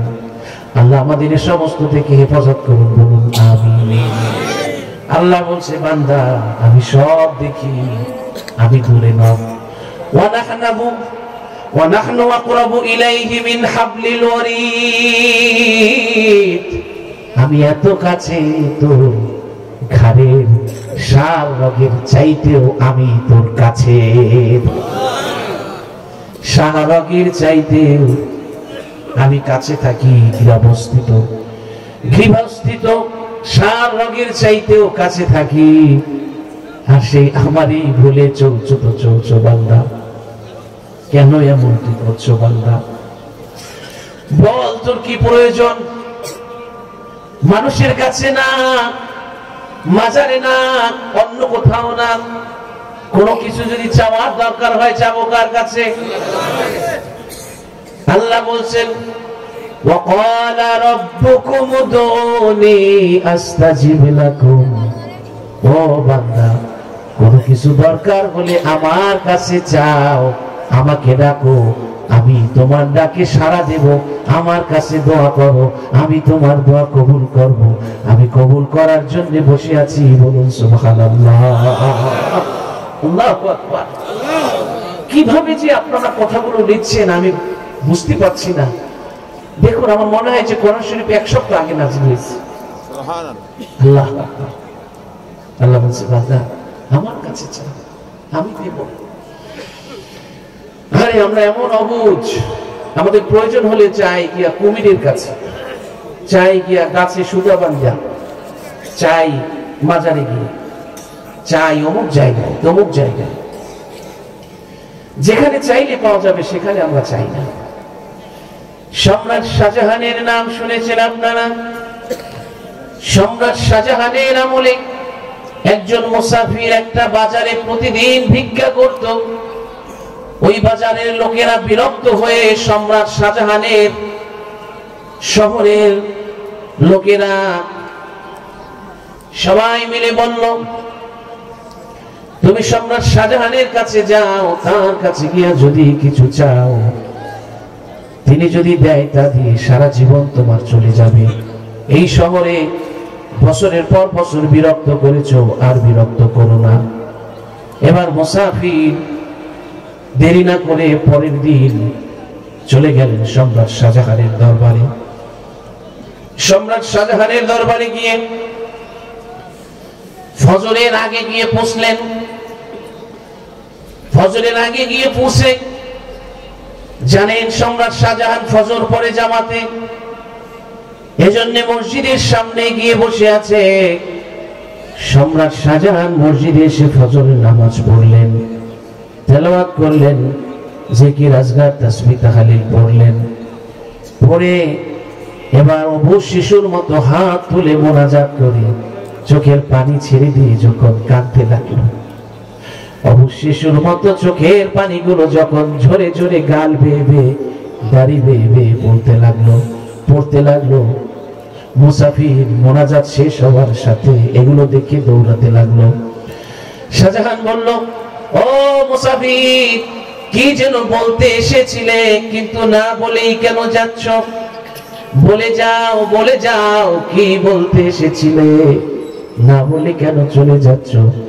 মুসাফির বলল, সম্রাট, আমার জ্ঞানের চোখ খুলে গেছে।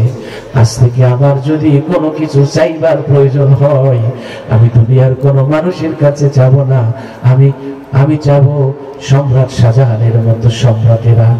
যেই সম্রাটের কাছে অবুঝ শিশুর মতো ভিখারির মতো হাত তুলে কাঁদে, অবুঝ শিশুর মতো দুই হাত পেতে দেয়, আমার যদি আজ থেকে কিছু প্রয়োজন হয়, দুনিয়ার কোন সম্রাটের কাছে নয়, সম্রাট শাহজাহানের মতো সম্রাটেরা যেই সম্রাটের কাছে কাঁদে, আজকের থেকে আমার যদি কিছু প্রয়োজন হয়, তাহলে ওই সম্রাটের কাছে হাত পাতবো, দুনিয়ায় আর কারো মানুষের কাছে হাত পাতবো না। ওই সম্রাটের সাহায্য দিয়া চলা মানুষের কাছে আমি হাত পাতবো না, তার রিজিক দিয়া চলা মানুষের কাছে হাত পাতবো না। আমার সেজদায় নত হয়ে অশ্রু ছেড়ে আমার হৃদয়ের সবটুকু শ্রদ্ধাকে উজাড় করে দিয়ে আমার আল্লাহর কাছে বলবো, যে আল্লাহর কাছে সারা পৃথিবীর সম্রাটেরা কাঁদে। সুবহানাল্লাহ। এজন্য আমাদের কোনো কিছু চাওয়ার প্রয়োজন হলে আল্লাহর কাছে চাবো। আমাদের দেয় কে? আল্লাহ দেয়। আল্লাহ বলছেন, মা ইয়াফতাহিল্লাহু লিন-নাসি মির রাহমাতিন ফালা মুমসিকা লাহা ওয়া মা ইউমসিক ফালা মুরসিলা লাহু মিন বাদি ওয়া হুয়াল আজিজুল হাকীম। আমি যদি তোমার জন্য অনুগ্রহের দরজা, দয়ার দরজা বন্ধ করে দেই, তাহলে দুনিয়ার সব মানুষ মিলে ওই দরজা খুলতে পারবে না। আর আমি যদি তোমার জন্য আমার অনুগ্রহ, দয়ার দরজা, রিজিকের দরজা খুলে দেই, তাহলে পৃথিবীর সবাই মিলে ওই দরজা বন্ধ করতে পারবে না। আল্লাহু আকবার। আমি বন্ধ করলে দুনিয়ার সব শক্তি মিলে টানলে ওই দরজা খুলবে না। আর যদি আমি খুলে দেই, সব শক্তি মিলে বন্ধ করতে চাইলেও বন্ধ হবে না। এই জন্য কোনো কিছুর দরকার যদি হয় তাহলে নক করবো কার দরজায় বলেন? নক করবো কার দরজায় বলেন? রাবেয়া বস্তির কাছে এসে এক লোক বলল, বারবার নক করি দরজা তো খোলে না। রাবেয়া বস্তি বলল যে বারবার নক করো, করতেই থাকো করতেই থাকো। হঠাৎ করে দেখবে এক সময় দরজা খুলে গেছে। ওই দরজা নিরাশার দরজা না, ওই দরজা এমন দরজা যেখানে গেলে কেউ সুন্দর হাতে ফেরে না। ওই দরজা এমন দরজা যেই দরজা থেকে কেউ নিরাশ হয় না। ওই দরজার কাছে যেতে হবে আমাদের, যেখান থেকে কেউ নিরাশ হয়ে ফিরবে। ওই দরজার মালিক সবকিছু হাতে নিয়ে বসে আছে। قل اللهم مالك الملك تؤتي الملك من تشاء وتنزع الملك ممن تشاء وتذل من تشاء وتعز من تشاء بيدك الخير إنك على كل شيء قدير। আল্লাহ বলছেন পৃথিবীতে যা কিছু দেখো সবকিছু আমার। ভূমণ্ডল নবমণ্ডলের আভিজাত্য সার্বভৌমত্ব আমার হাতে। আমি কাউরে ক্ষমতা দেই, কারো কাছ থেকে ক্ষমতা কেড়ে নেই। কাউকে আমি সম্মান দেই, কারো কাছ থেকে সম্মান ছিনায় নেই। সমস্ত কল্যাণ আমার হাতে। যদি তোমার কোনো কিছুর প্রয়োজন হয় দুনিয়ার কারো কাছে না, আমার কাছে হাত পাতো, বলুন সুবহানাল্লাহ। আমার ভাইরা, বান্দা যখন আল্লাহর কাছে চায় না, অনুনয় বিনয় করে না, তখন আল্লাহ মাঝে মাঝে একটু ঝাঁকুনি দেয় বান্দার হুঁশ ফিরে কিনা। ওয়ালাকাদ আরসালনা ইলা উমামিন মিন ক্বাবলিকা ফাআখাযনাহুম বিল বাসাই ওয়াদ দাররাই লাআল্লাহুম ইয়াতাদাররুন। আল্লাহ বলছেন, নবীজি আপনার আগে আমি বহু জাতির কাছে রাসূল পাঠিয়েছিলাম। অর্থ সংকট, দুঃখ দারিদ্রতা দিয়ে তাদের পরীক্ষা করেছিলাম, এ কারণে যেন তারা আমার কাছে এসে অনুনয় বিনয় করে। আল্লাহু আকবার। আমি আপনার আগে বহু জাতির কাছে রাসূল পাঠিয়েছিলাম। অর্থ সংকট, দুঃখ দারিদ্রতা দিয়ে তাদেরকে পরীক্ষা করেছিলাম, এজন্য যেন তারা আমার কাছে অনুনয় বিনয় করে। আল্লাহ চান তার বান্দা তার কাছে গিয়া অনুনয় বিনয় করবে, তার কাছে চাইবে।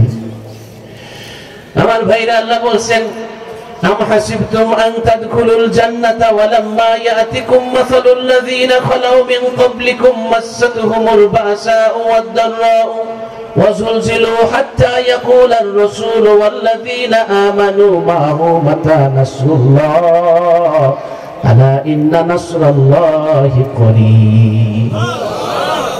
আল্লাহ বলছেন, ভাবছো জান্নাতে চলে যাবে, অথচ তোমাদের পূর্ববর্তীদের মতো অবস্থা তোমাদের মধ্যে এখনো আসে নাই।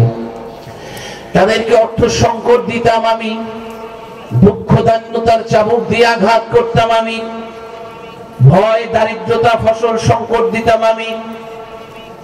একের পর এক কষ্ট আমার কাছ থেকে যখন তাদের কাছে যাইতো, একটা কষ্ট শেষ হওয়ার সাথে সাথে নতুন আর একটা কষ্ট যখন আসতো, ভয়ে তারা প্রকম্পিত হতো, কাঁপতে থাকতো।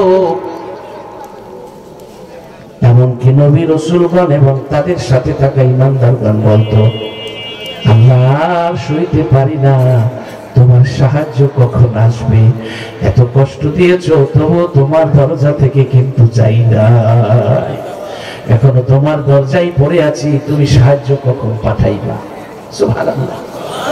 বুঝতে পারতেছেন আলোচনা? আল্লাহ বলছে কোরআনের কথা, এত যন্ত্রণা দিতাম, অভাব দুঃখ দারিদ্রতার চাবুক দিয়ে আঘাত করতাম, অসম্মান করতাম, নানান ভাবে কষ্ট দিতাম, তবু বলতো এখনো তোমার দুয়ার ছাড়ি নাই, এখনো তোমার দুয়ারেই পড়ে আছি, তোমার সাহায্য কখন আসবে? দুনিয়ার কোন সাহায্যের জন্য নয়, তোমার সাহায্যের দিকে তাকিয়ে আছি, কখন তোমার সাহায্য আসবে। আল্লাহ বলছে, নবীজি তখন আমি তাদেরকে বলতাম, আলা ইন্না নাসরাল্লাহি করিব, একটু ধৈর্য ধরো, এই তো এখনই আমি সাহায্য পাঠাচ্ছি। বলুন সুবহানাল্লাহ। একটু ধৈর্য ধরো, এই তো আমি সাহায্য পাঠাচ্ছি। এভাবে করে তারা চাইতো। আজ আমাদের দোয়া কবুল হয় না। তারা দোয়া করত, আল্লাহ তাদের দোয়া কবুল করতেন, কিন্তু আজ আমাদের দোয়া কবুল হয় না। কেন? আমরা মিথ্যা, আমরা হালাল খাচ্ছি না, আমরা মিথ্যা বলছি, আমরা নামাজ পড়ছি না, আমরা রোজা ঠিক মতো রাখছি না, আমরা দিন ধর্ম পালন করছি না। আমরা সব বুঝলাম, কোরআন শরীফটা পড়তে পারলাম না। সব শিখলাম, পাঁচ ওয়াক্ত নামাজের নিয়ম কানুন শিখতে পারলাম না। সব শিখলাম, ওযুটা কিভাবে করতে হয় সেটা আজ পর্যন্ত শিখতে পারলাম না। তাহলে আমার এই জীবনের দাম কি? মূল্যহীন জীবন। এই জন্য আমার ভাইরা, আল্লাহ বলছেন, বান্দা কেন আমাকে ভুলে আছো? আমার দরজা তুমি ছেড়ে দিয়েছো। আবার যদি আমার দরজায় ফিরে আসো, তাহলে আমি তোমার জন্য পুরস্কার ধরে ধরে সাজিয়ে রেখেছি।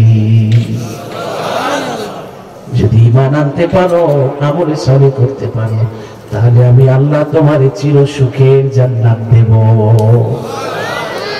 والذين آمنوا وعملوا الصالحات سندخلهم جنات تجري من تحتها الأنهار خالدين فيها أبدا وعد الله حقا ومن أصدق من الله قيلا। যদি ফিরে আসতে পারো বান্দা, চির সুখের জান্নাত তোমারে দেব।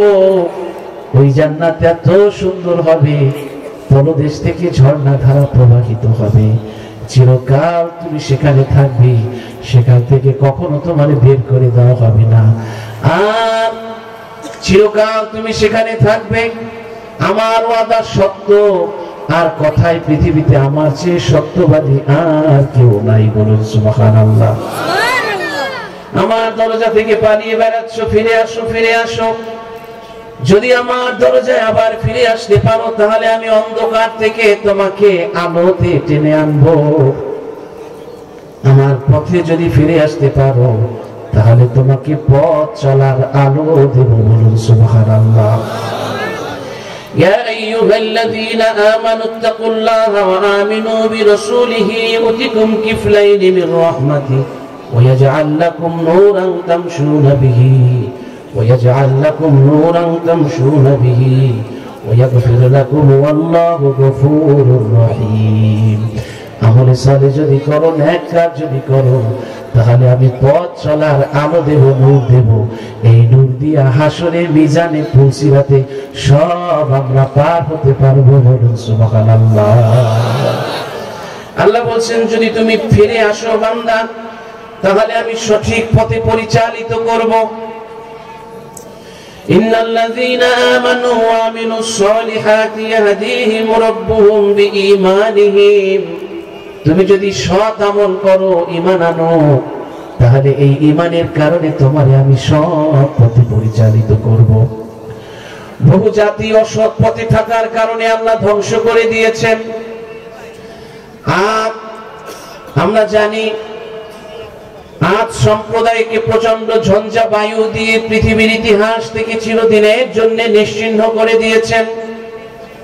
সামুদ সম্প্রদায়কে হৃৎপিণ্ডে চির ধরার মতো আওয়াজ করে পৃথিবী থেকে নিশ্চিহ্ন করে দিয়েছেন।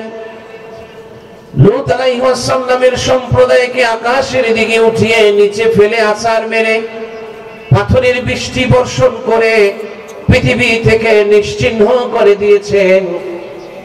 নূহ আলাইহিস সালামের সম্প্রদায়কে মহাপ্লাবনে ডুবিয়ে মেরেছেন। শুআয়ব আলাইহিস সালামের সম্প্রদায়কে ঘন কালো মেঘ থেকে আগুনের বৃষ্টি দিয়ে জ্বালিয়ে পুড়িয়ে নিশ্চিহ্ন করে দিয়েছেন। কারূনকে ধনভাণ্ডার সহ ধুলার সাথে মিশিয়ে দিয়েছেন।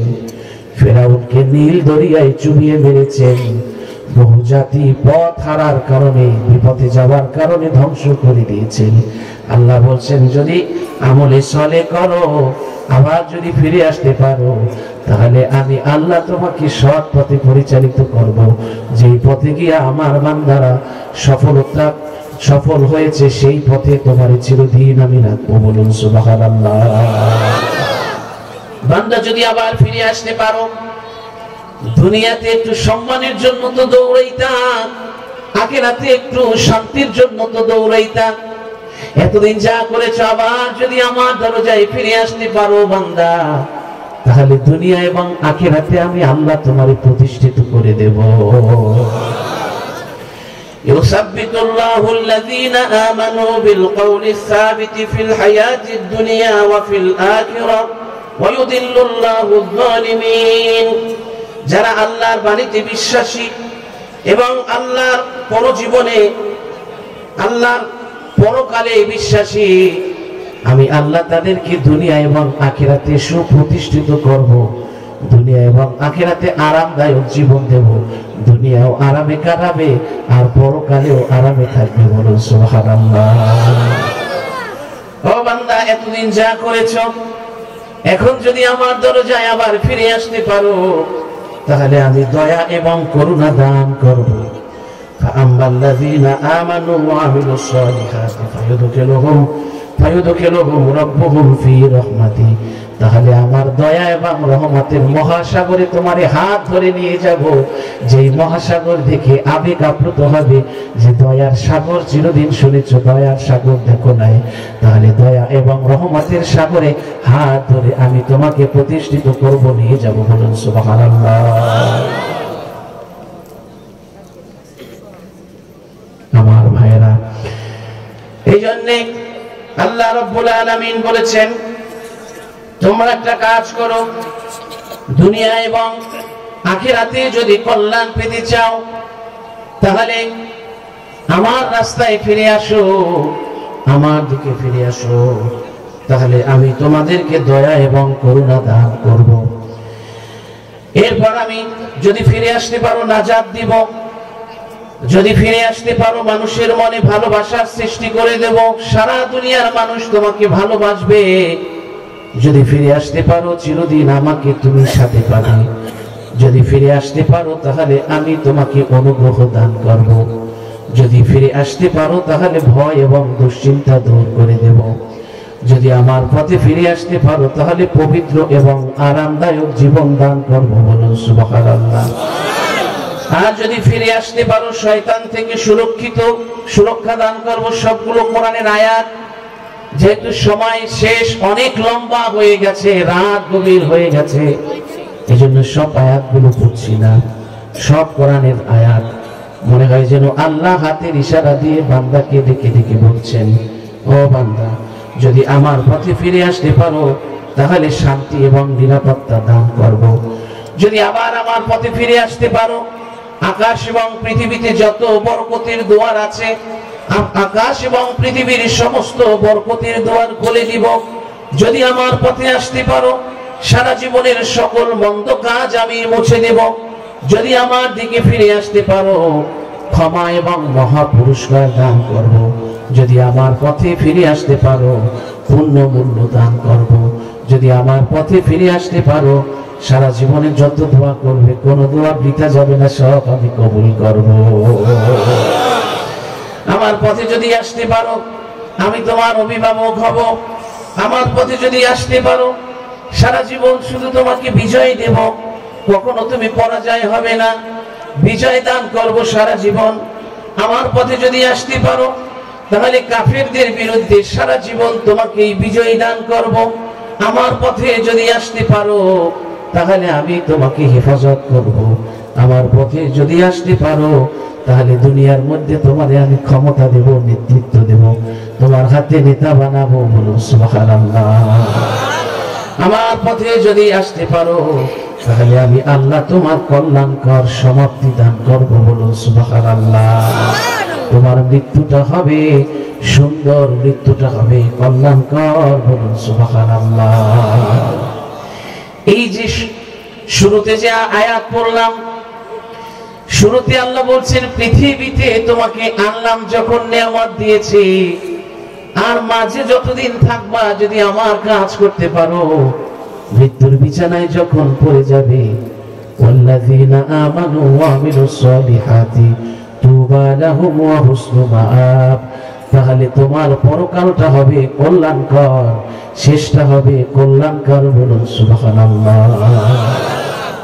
এই জন্যে আমরা জানি না কোন দিন আমার জীবনের শেষ দিন হবে, এই মাহফিলে এখন এমন লোক আছেন যে আজকের এই মাহফিলটি হবে তার জীবনের শেষ মাহফিল।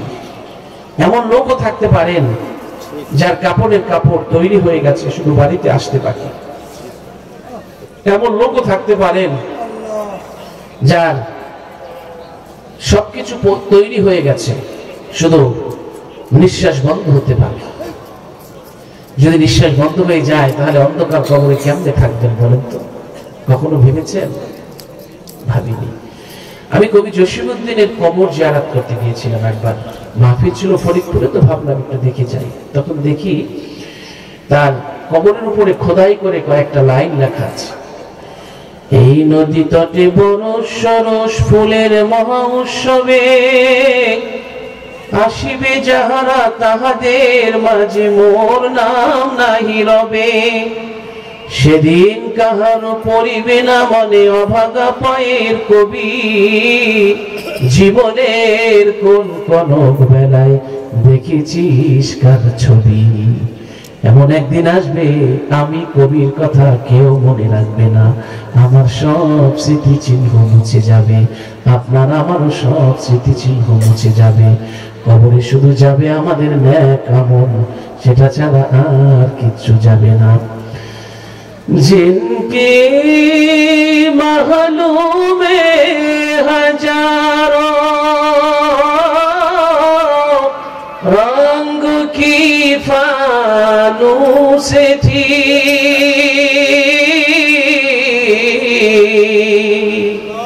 झारों की कब्र पर है और निशाबाती नहीं। কত রাজা, কত বাদশা, কত আমির উমারা, কত শাহনশাহ এই পৃথিবীর বুকে ছিল, আজ কবরস্থানে পড়ে আছে। আজ কবরের উপরে ছাগল গরু উঠে ঘাস খায়, কবর থেকে তাড়ানোর শক্তিটুকু পর্যন্ত তাদের নাই। এই এলাকায় অনেক মানুষ ছিল, এই কবরস্থানগুলোতে গিয়ে দেখবেন তারা পড়ে আছে। সবচেয়ে দামি জমির মালিক ছিল তারা, সবচেয়ে দামি বাড়ির মালিক ছিল তারা। আজ তারা নিঃশ্বাস বন্ধ হওয়ার পর বাঁশ বাগানে, আম বাগানে রেখে আসা হয়েছে। ওই যে রেখে এসেছেন তাদের নামে কি একটু সম্পত্তি এখন আছে? নাই। সমস্ত অর্জন যেভাবে রেখে গেছে তারা, আপনারাও সব অর্জন রেখে চলে যাবেন। নিঃশ্বাস বন্ধ হয়ে গেলে ঘরের মানুষগুলো মাথার নিচ দিয়ে বালিশটা সরিয়ে দিবে। ওই ঘরের মানুষগুলো সমস্ত পোশাক খুলে নিয়ে সাদা পোশাক দিয়ে জড়িয়ে দেবে। নিঃশ্বাস বন্ধ হওয়ার সাথে সাথে চোখ দুটো টেনে বন্ধ করে দিবে, আর বলবে ঘরের মালিক, এই ঘরের মানুষগুলো 7 বছর পাহারা দিয়ে দিয়ে রেখেছো, আজ এই যে চোখ বন্ধ হয়ে গেল, আজকের পর এই ঘরের মানুষগুলো আর দেখার সুযোগ পাবে না। মুখ চেপে বন্ধ করে দিবে, আর বলবে ঘরের মালিক, এই ঘরের মানুষগুলোর জন্য কত ঝগড়া বিবাদ করেছো, বাদ বিতণ্ড করেছো, আজ তোতা পাখির মুখ বন্ধ হয়ে গেল। এই মুখে আর কখনো বুলবুলির মুখ বন্ধ হয়ে গেল, কখনো শব্দ ফুটবে না। মুখ চেপে বন্ধ করে দিয়ে সাদা কাপড় দিয়ে জড়িয়ে নিয়ে যাবে সেখানে যেখানে 30 বছর আগে আপনার মাকে রেখে এসেছেন, বাবাকে রেখে এসেছেন, সেখানে আপনাকে আমাকে নিয়ে যাবে, রেখে আসবে। ওই কবরে কেমন করে থাকবেন? মানুষ অন্ধকার রাতে কবরে কেমনে থাকে? সাথী নাই রে, বাতি নাই রে, সাথী নাই। ওই কবরে কেমনে রে থাকবা একা ভাই? নাই দরজা, নাই জানালা, আরে নাই রে আলো বাতাস। মাটি মাটির নিচে মাটির বাড়ি, নাম্বার 107। মানুষ কবরে কেমনে একা থাকে, কেমনে কবরে একা থাকে? সাথী নাই রে, বাতি নাই রে, সাথী না, ওই কবরে কাউরে পাবেন না। আল্লাহর নবী বলেছেন, কোন মানুষের মৃত্যু হলে তিনটি জিনিস তার সাথে কবর পর্যন্ত দৌড়ায়। এক হলো সারা জীবনের আমল কবর পর্যন্ত দৌড়ায়, দুই হইল তার সারা জীবনের সম্পদ কবর পর্যন্ত দৌড়ায়, তিন হলো তার আত্মীয় স্বজন কবর পর্যন্ত দৌড়ায়। কবরে রাখার পরে সম্পদ চলে আসে, আত্মীয় স্বজনেরা চলে আসে, কবরে শুধু থেকে যায় তার নেক আমল। এই জন্য আমার ভাইরা একটু মনকে বোঝান, মন আমি কার জন্যে বাঁধলাম রে বাড়ি ঘর, একটু মনকে বুঝো। আমি কার জন্যে বাঁধলাম রে বাড়ি ঘর, যারে আমি আপন ভাবলাম, আরে সেই তো দেখি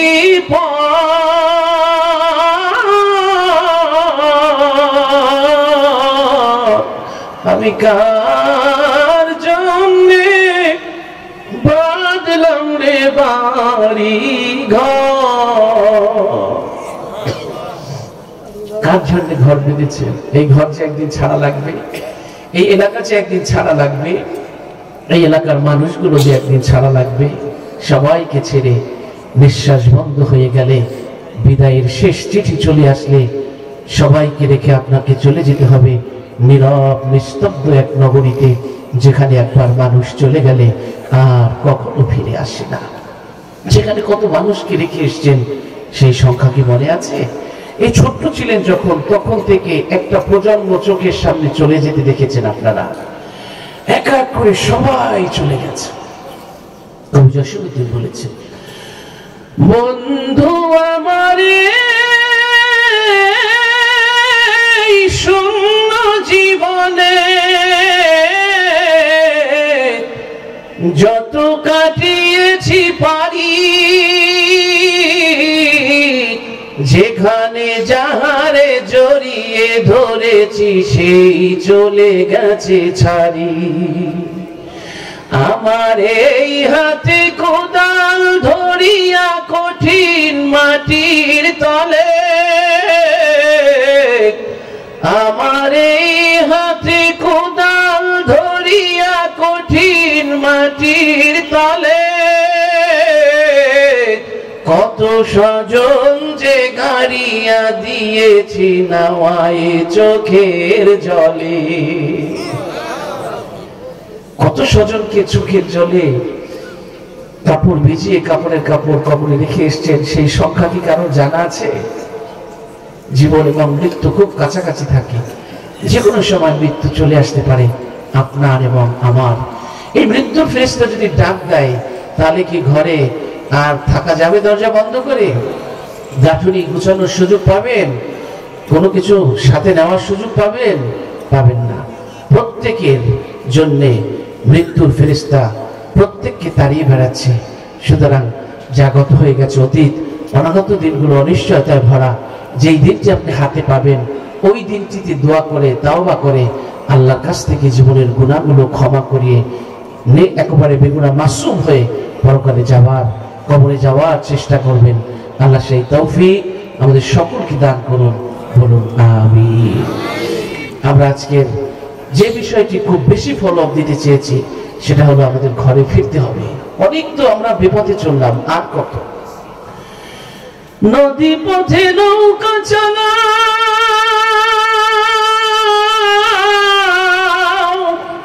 নদী পথে নৌকা চালাও,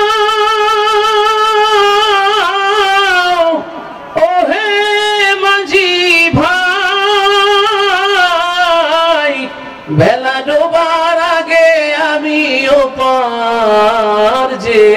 যেতে চাই, বেলা ডোবার আগে আমিও পার যেতে চাই। জীবনের বেলা যদি ডুবে যায় তাহলে আর কিছু করার সুযোগ থাকবে না। এই জন্য জীবনের বেলা ডুবে যাওয়ার আগেই আল্লাহ আমাদেরকে তৈরি রাখার তৌফিক দান করুন, বলুন আমিন। অনেক রাত হয়ে গেছে, আর সামনে আমরা যাব না। আমি মুসাফির, আপনাদেরকে নিয়ে একটু দোয়া করব, আমরা একটু ইস্তেগফার করব। আশপাশে যারা আছেন তারা সবাই প্যান্ডেলে চলে আসুন দোয়ার জন্য। দোয়ার আগে মাইক ছেড়ে দিচ্ছি। আপনাদের কোনো কথা আছে? অনেক রাত তো হয়ে গেল।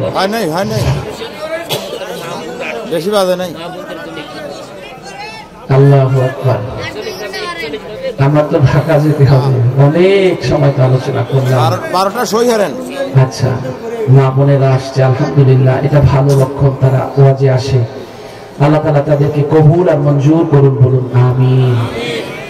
মা বোনদেরকে যে কথাটি আমরা বলতে চাই সেটি হলো, রাসূল সাল্লাল্লাহু আলাইহি ওয়াসাল্লাম তিনি কিন্তু নারীদেরকে সম্মান করেছেন এবং নারীদের অবদানের কথা তিনি কিন্তু পৃথিবীতে রেখে গেছেন। দেখুন, সবচেয়ে দুর্দিনে কিন্তু নবীজিকে তার প্রিয়তমা স্ত্রীরা সাহস জুগিয়েছেন।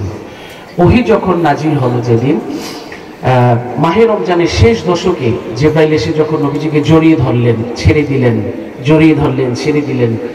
এরপরে প্রথম যেদিন জিবরাইলের সাথে দেখা হলো নবীজির, প্রথম যেদিন আল্লাহর পক্ষ থেকে মানুষের কাছে বার্তা আসলো, আনপ্যারালাল ঘটনা, এইটাই পৃথিবীতে সবচেয়ে বেশি আশ্চর্যজনক ঘটনা। ওই দিন নবীজি আকাশের দিকে তাকিয়ে দেখেন যে পুরো আকাশ জুড়ে একটি লোককে দেখা যাচ্ছে। সেই লোকটি হাত ইশারা করে বলতেছেন, আনতা রাসূলুল্লাহ সাল্লাল্লাহু আলাইহি ওয়াসাল্লাম ওয়া আনা জিবরাইল। আপনি হলেন আল্লাহর রাসূল আর আমি হলাম জিবরাইল। সুবহানাল্লাহ। এই জিবরাইলকে দেখে এত ভয় পেয়েছেন নবীজি, বাড়িতে গিয়ে মা খাদিজা রাদিয়াল্লাহু তাআলা আনহাকে বললেন যে আমাকে কম্বল দাও, আমি খুব ভয় পাচ্ছি। একটি লোক, আমি যখনই আকাশের দিকে তাকাই ওই লোকটিকে আমি এই বলতে শুনছি এবং সেই লোকটিকে আমি দেখতে পাচ্ছি। তখন নবীজি দেখেন মা খাদিজা রাদিয়াল্লাহু তাআলা আনহা কত বিচক্ষণ ছিলেন। বললেন, ঠিক আছে, আমি পরীক্ষা করবো যে ওই লোকটিকে আপনার ক্ষতি করতে আসে না উপকার করতে আসে। এবার নবীজিকে মা খাদিজা রাদিয়াল্লাহু তাআলা আনহা তার উরুতে বসালেন, রানের উপরে বসালেন, বসিয়ে ওড়নাটা ফেলে দিলেন। ওড়নাটা ফেলে দিয়ে নবীজিকে বললেন যে দেখুন তো নবীজি, এখন কি তাকে দেখা যায়? এবার নবীজি আকাশের দিকে তাকিয়ে বললেন, না, এখন তো দেখা যায় না।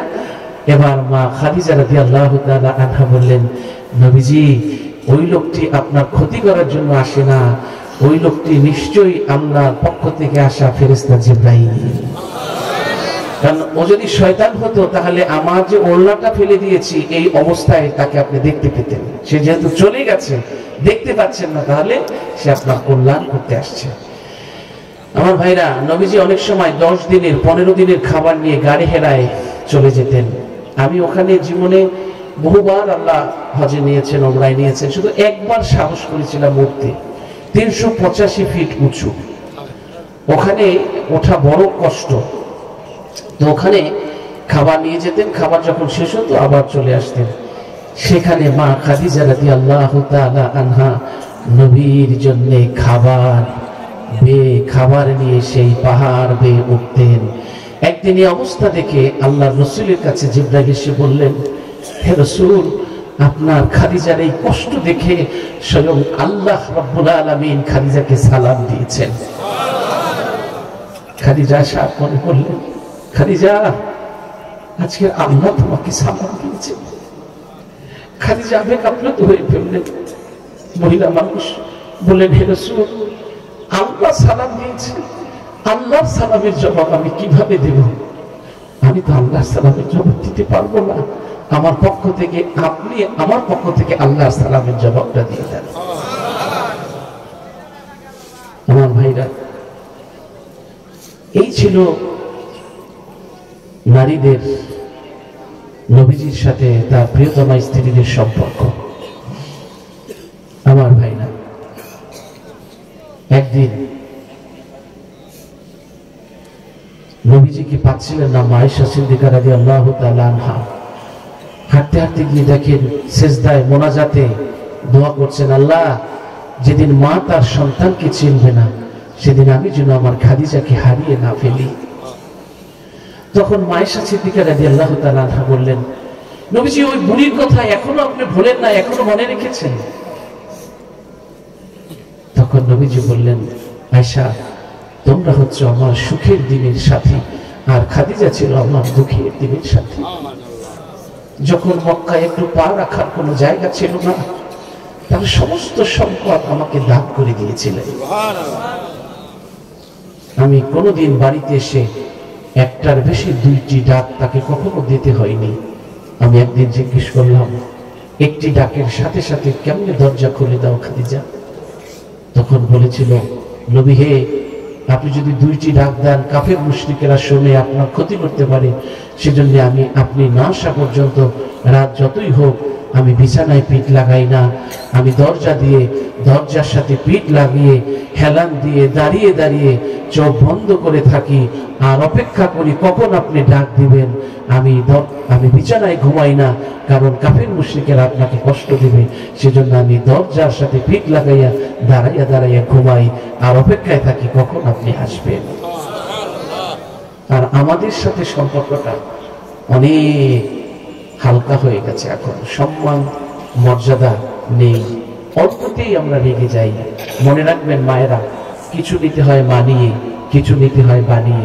আর কোনো জিনিস খুব তাড়াতাড়ি ইমিডিয়েটলি রিয়াকশন করতে হয় না, ধৈর্য ধরতে হয়।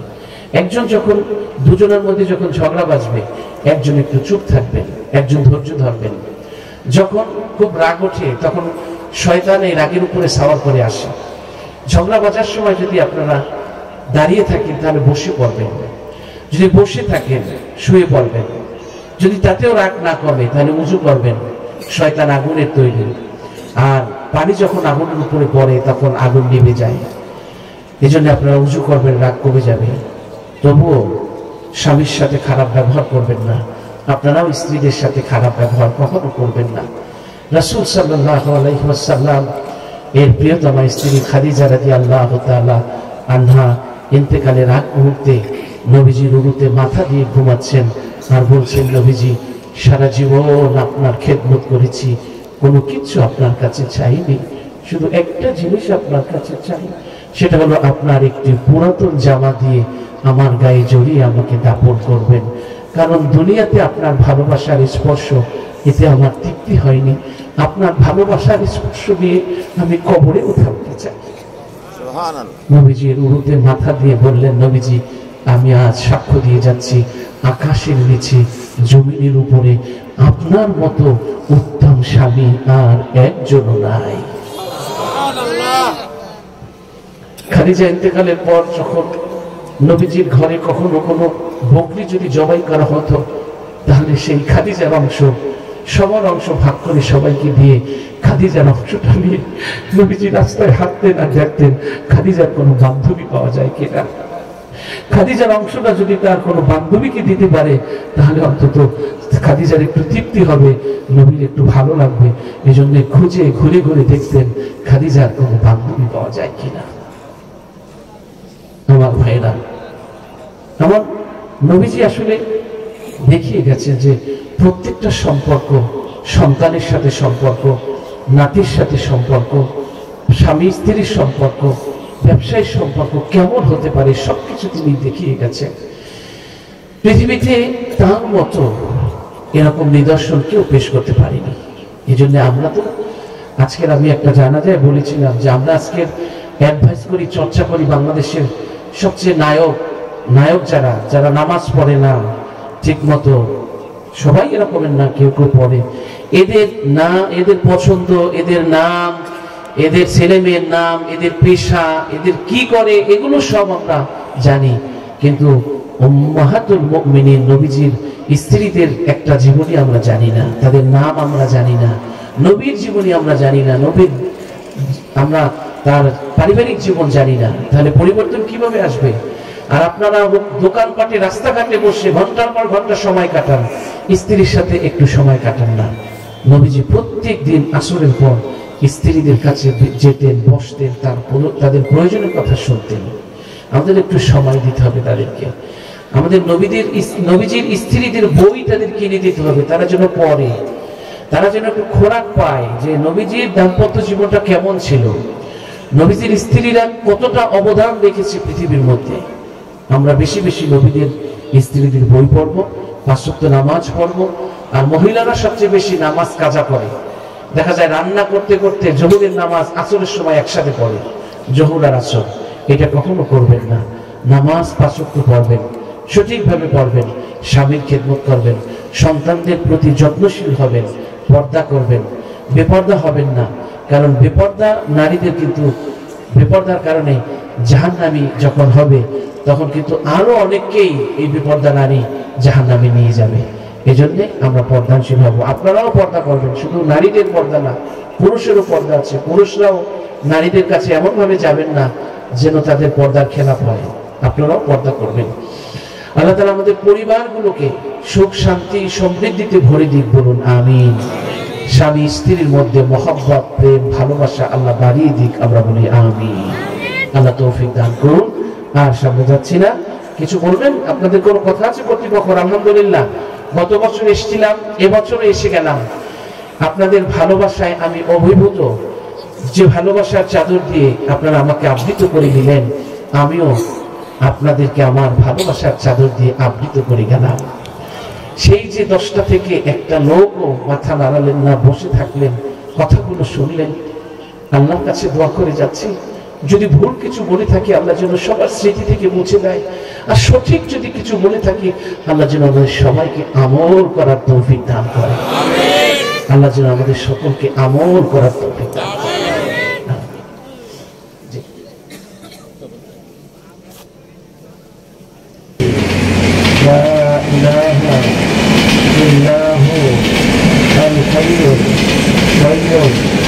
وأتوب إليه لا حول ولا قوة إلا بالله العلي العظيم. اللهم صل على سيدنا ونبينا وشفيعنا وحبيبنا ومولانا محمد صلى الله عليه وعلى آله وأصحابه وبارك وسلم. اللهم آمين. ربنا ظلمنا أنفسنا وإن لم تغفر لنا وترحمنا لنكونن من الخاسرين. রব্বুল আলামিন, রাত অনেক গভীর হয়ে গেছে, আশপাশের সব দোকানপাট বন্ধ হয়ে গেছে, অফিস আদালত বন্ধ হয়ে গেছে। আমরা জানি রাত্র যত গভীর হোক তোমার দরজা কখনো বন্ধ হয় না, তোমার দরজায় কখনো কেউ এসে শূন্য হাতে ফেরে না। তোমার দরজা নিরাশার দরজা নয়, তোমার দরজায় কোনো দারোয়ান থাকে না, তোমার দরজায় কোনো প্রহরী তুমি রাখো না। আজ রাতে শূন্য হাতে, আজ রাতে শূন্য হাতে আসিয়াছি সাই, তোমারই দুয়ার থেকে যেন নিরাশ হয়ে নাহি যায়। জীবন গেল ভুলের বোঝায়, তবে মন ভুল করে যায়। সময় গেল আশায় আশায়, মাফ করো আমায় প্রভু, মাফ করো রব্বুল আলামিন।